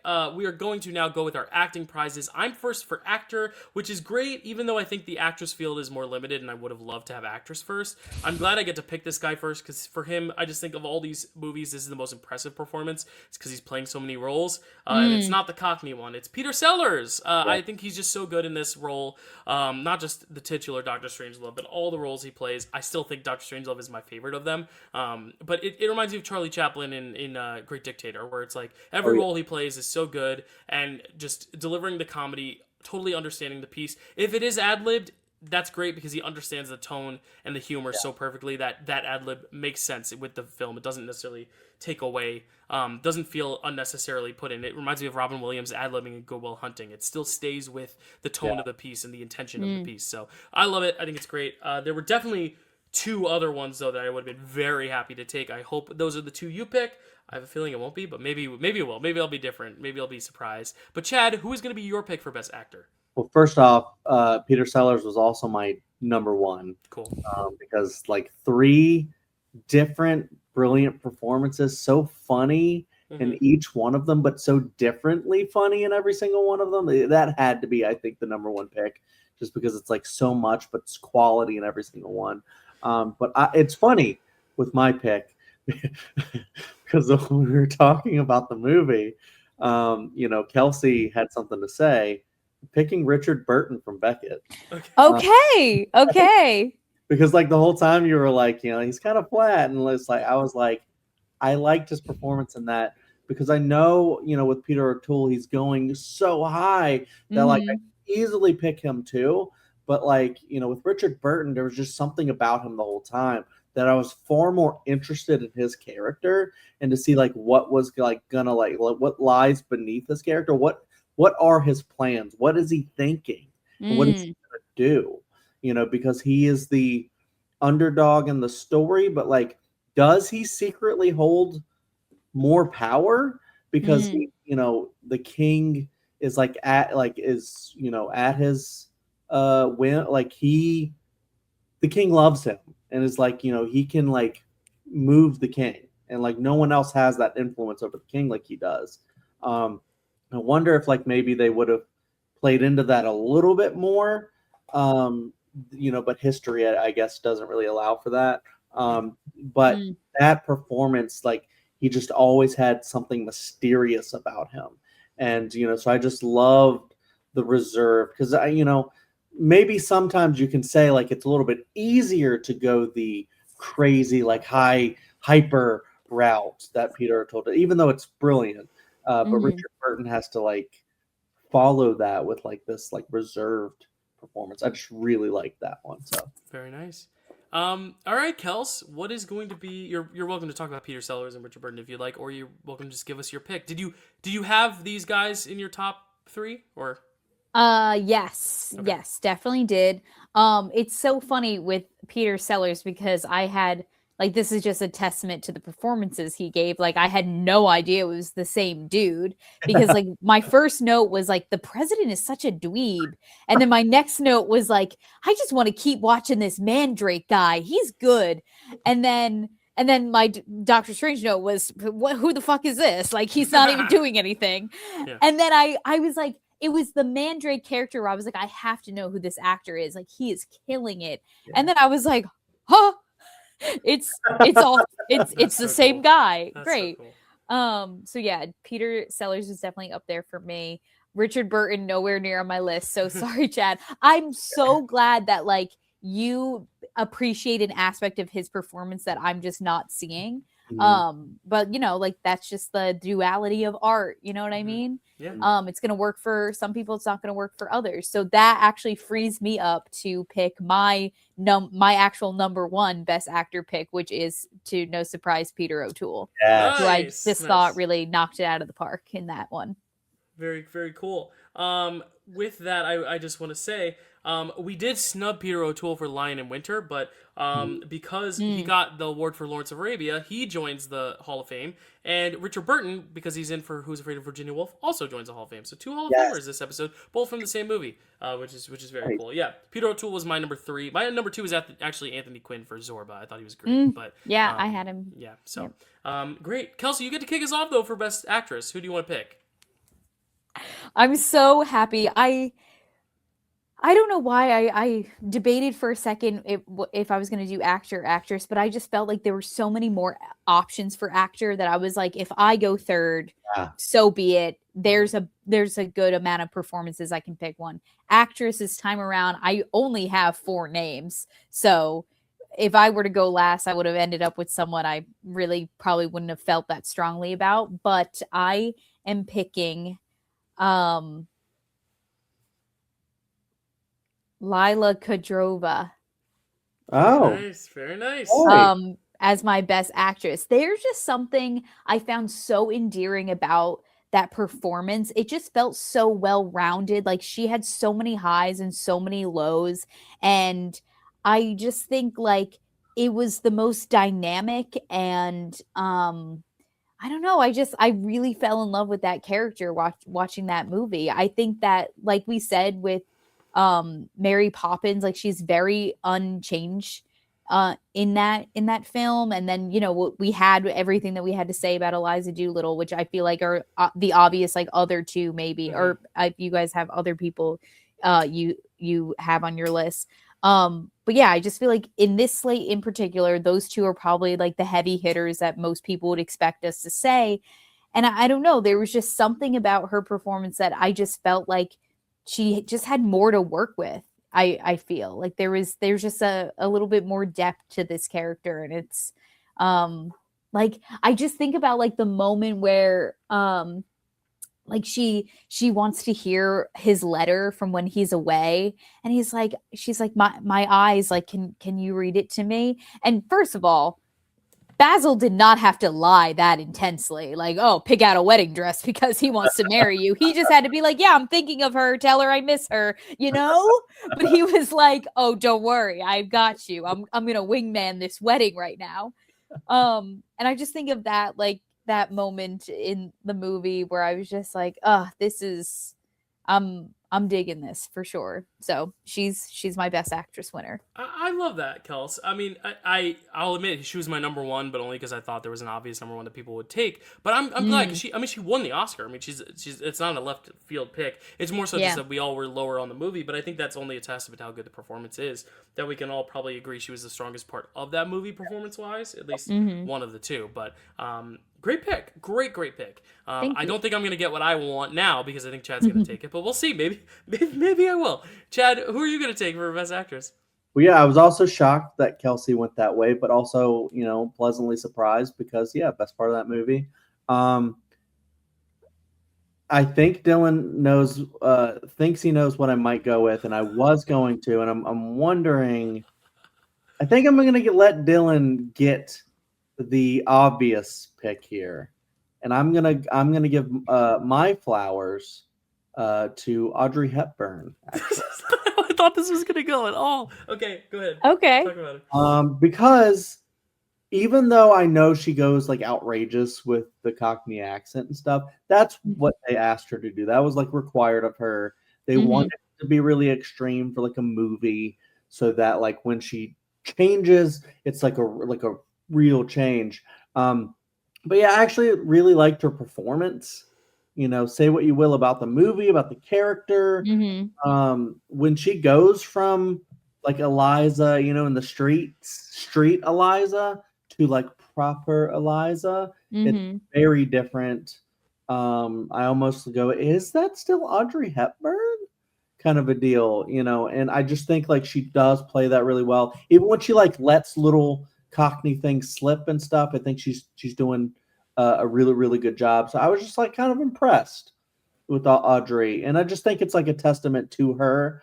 Like even when she's in like Breakfast at Tiffany's acting against, some racist caricature, it's like, she's still Audrey Hepburn and she has that like about her, So I want to watch a lot more Audrey Hepburn movies. I can't wait to get to Roman Holiday. And because I have seen that and I like that movie. Yeah. Wow. I mean, I'm amazed because I thought it was a very. Are we gonna give someone else their flowers or not? Or umbrellas? Well, that was my thing. No, the Umbrellas of Cherbourg was not nominated, Chad. Okay. No, but I do think, it's tough because I was really excited to champion Lila Kudrova, but Kelsey did it, and then I was like, you know what? I might be the one to break my rule of don't give any dubbed actresses an award and go with Audrey Hepburn. But now I got the easy choice. I am going to go Julie Andrews. It was the one that I put down as my number one because it was easy, but I was actually kind of really excited for Lila Kudrova that if I had the first pick, I might have gone Lila Kudrova too, just because it's a cool pick. But like, yeah, I mean, it's Julie Andrews. I think that's the thing where I'm like, you know what? There's still other great supporting performances in Mary Poppins. But like, if you think of iconic performances and like memorable performances, she still is it. Like, I think the Bird Lady's good, even though she's not as full fleshed a character. And then you have like the Mrs. Banks, which is great. But you have great supporting characters in My Fair Lady as well. But I do think this makes the most sense. She is just so magnetic. I do think Sound of Music for me is a lot better of a performance, though I think this is a very realized character, and I think that's something to be said. I think the material here doesn't allow her to do as much good acting as Sound of Music does. Her singing is great, her dancing is great, her look, her poise, her posture, it's all great. It's just I think she has meatier material to work with in Sound of Music. Though I will say, I think in terms of just, like character building, she creates a really iconic, memorable character here that like when Emily Blunt does it years and years and years later, it makes sense. And what she's doing is basically just kind of emulating Julie Andrews. Like Julie Andrews is kind of like setting the tone for what this character would be. Julie Andrews is iconic in that role. It doesn't matter if she's unchanged. It doesn't matter really about the character. We're talking about the performance, and like she is iconic in that role. It's like, with freaking Emily Blunt coming in, like she's great, but she can't hold a candle to like what Julie Andrews established, and it's just like just a testament that she is Mary Poppins. So it's yeah. Kelsey, any other thoughts on Julie Andrews? I've been trying to. Sorry, I have to Google a word real quick because okay. in Enigmatic. Enigmatic. Oh, enigmatic. Yeah. Am I Enigmatic. saying that? That's how I Enigmatic. feel about Mary Poppins. Like she's such a mystery and you don't truly know, like you know she's there. Like she doesn't have any ill intentions, but sometimes like after the whole like picture sequence where they have just jumped out of the paintings and the children are so excited, they can't go to sleep. They're like, we just had the most insane day of our lives. Like we want to talk about this like and Mary Poppins is like, I don't know what you're talking about.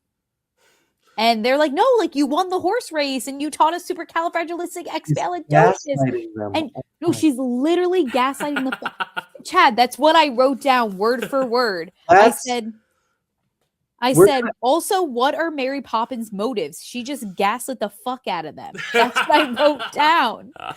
So it's like, I don't know. It's just hard to get a read on her, which is why I didn't have this. I mean, it's a wonderful performance, and she's Julie Andrews, and she's beautiful in all aspects of just like personality, looks, vocals. Like it's all there. But I just think that the character itself is like, I don't know. Like I think that would just be a really, really hard character to play. Yeah. Yeah. I'm wondering now because Dylan kind of soft pitched this earlier if we're now gonna see like the horror Mary Poppins one day. Because that they're doing it all. We've got like, Screamboat and all these other, horror adaptations of Disney stuff. Winnie the Pooh, Blood and Honey. Yeah. Yeah. And so now we're gonna have to see, the Mary You could just call it still Mary Poppins, but with the horror font. Call it Scary Poppins. There you go. Mary Poppins. And she shows up so manipulative, and she has so many. She's like Pennywise, like she's colorful, but she has ill intentions, and it's like Everything in her bag is just a different torture device. She hides the children in her bag. Okay. Pulls out a guillotine. No. They have to escape out of the bag.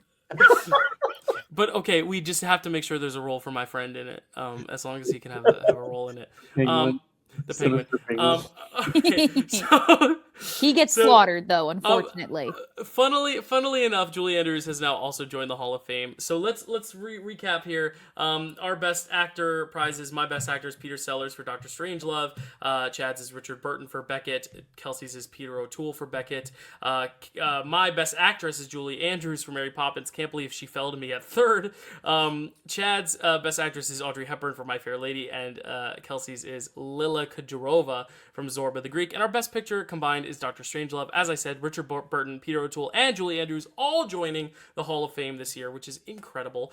If you want a good Richard Burton performance, Kels, that you actually like, I do like his performance here, but if you want one that I think you're going to like, Who's Afraid of Virginia Woolf with Elizabeth Taylor. He is so good in that as her husband.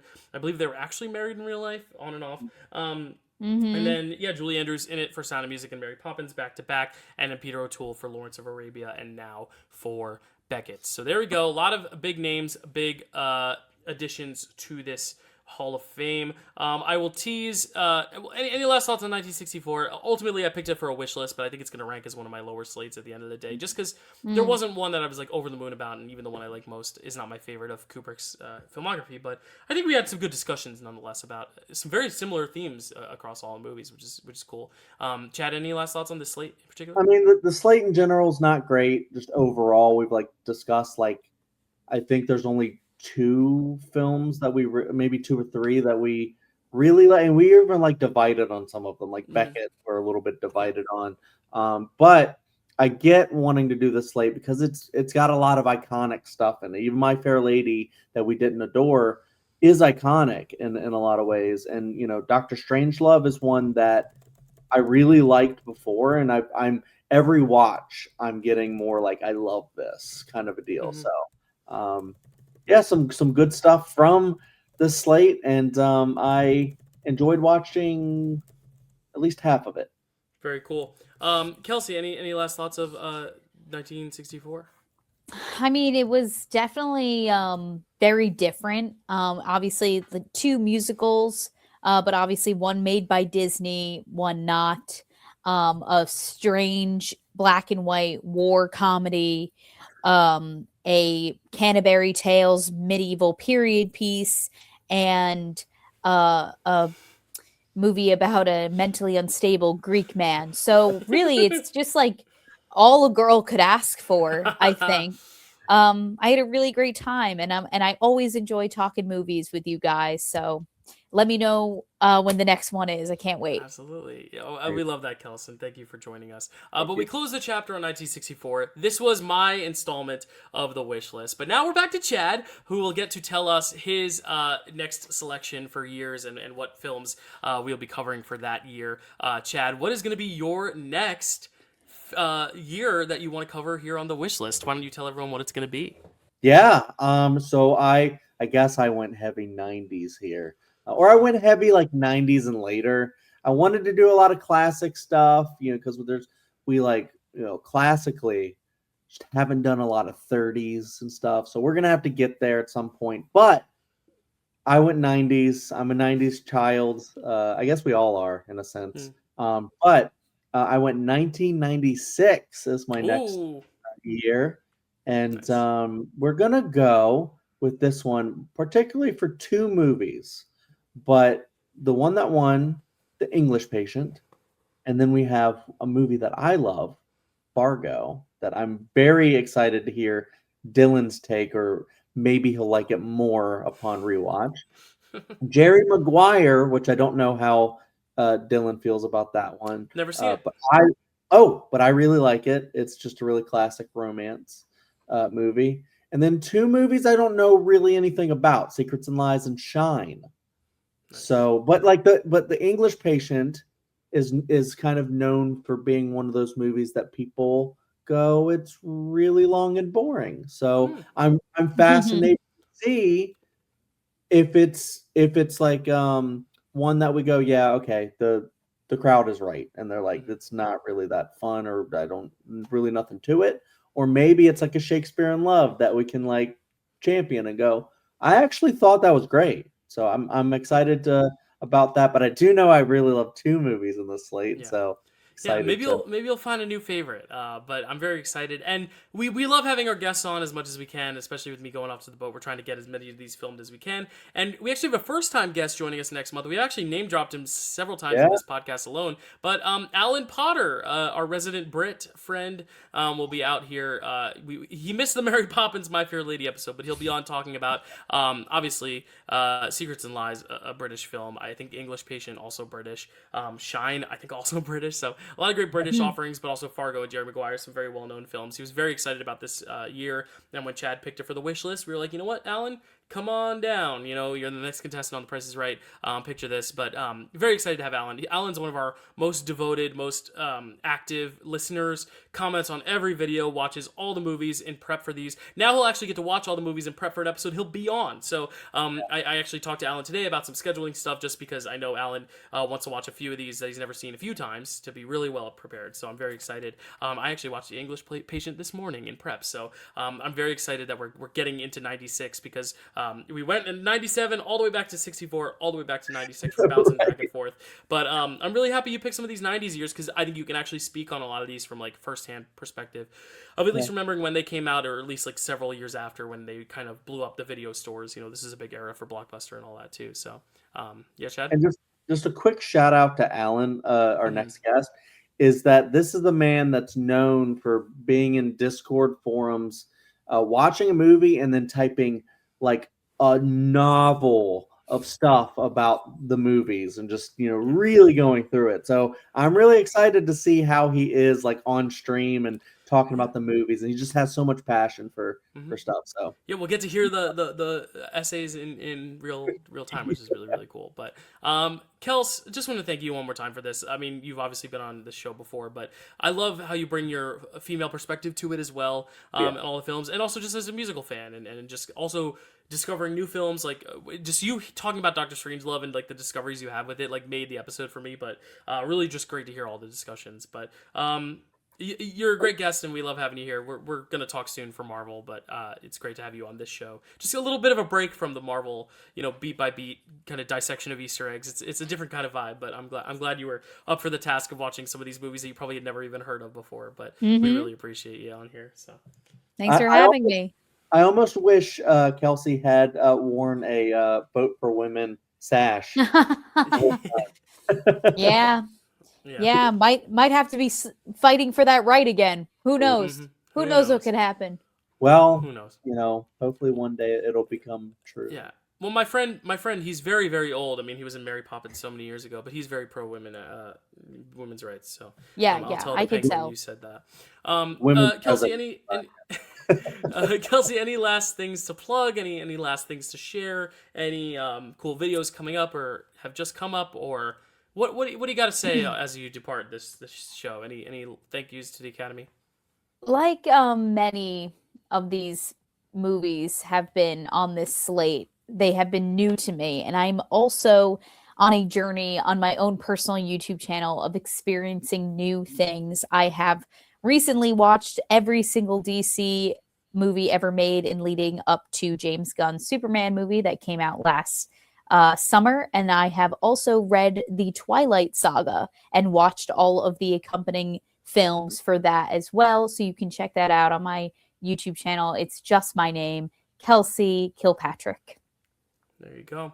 That's the plug. And yeah, and Kelsey and I will be talking about Daredevil soon. Daredevil Reborn Again season 2, which she went to the premiere for. So cool. We posted that TikTok, but Kelsey got to actually go to the premiere of Daredevil, which was just one of the coolest things to happen to this channel. And we're really, really happy for her and proud of you for it, Kels. I mean, that brings good eyes to the channel. It brings great joy to my heart that your hard work has paid off here and you got to go. I mean, we're going to Sundance, you're going to Marvel premieres, like we're leveling up this channel here, which is really, really cool. But I'm sure you'll also share your thoughts on that when we get to it as well. And see too, we're actually getting trivia matches this month. We're finally bringing them back, and then every month we'll get 2 more. Kelsey and Matt, we're gonna really hit the ground running soon on trivia. And lots of other things you might see her on. Hopefully get some drafts filmed too before I leave, but I know I promised 1 a month. It'll probably end up being like 4 or 5 more for the rest of the year, maybe even not even, but we'll see. We're gonna try our best. But Chad, any last plugs for you? Anything else? Yeah, as usual, check out Cinema Chad, check out Welcome to Primetime, watch more Pickle Network. There you go. Good one. Yes, thank you all so much. We'll see you next year for Chad's Wish List 1996. We're going to Fargo. We're going to watch Fargo. It's going to be fun. We'll talk to you all next time. Bye.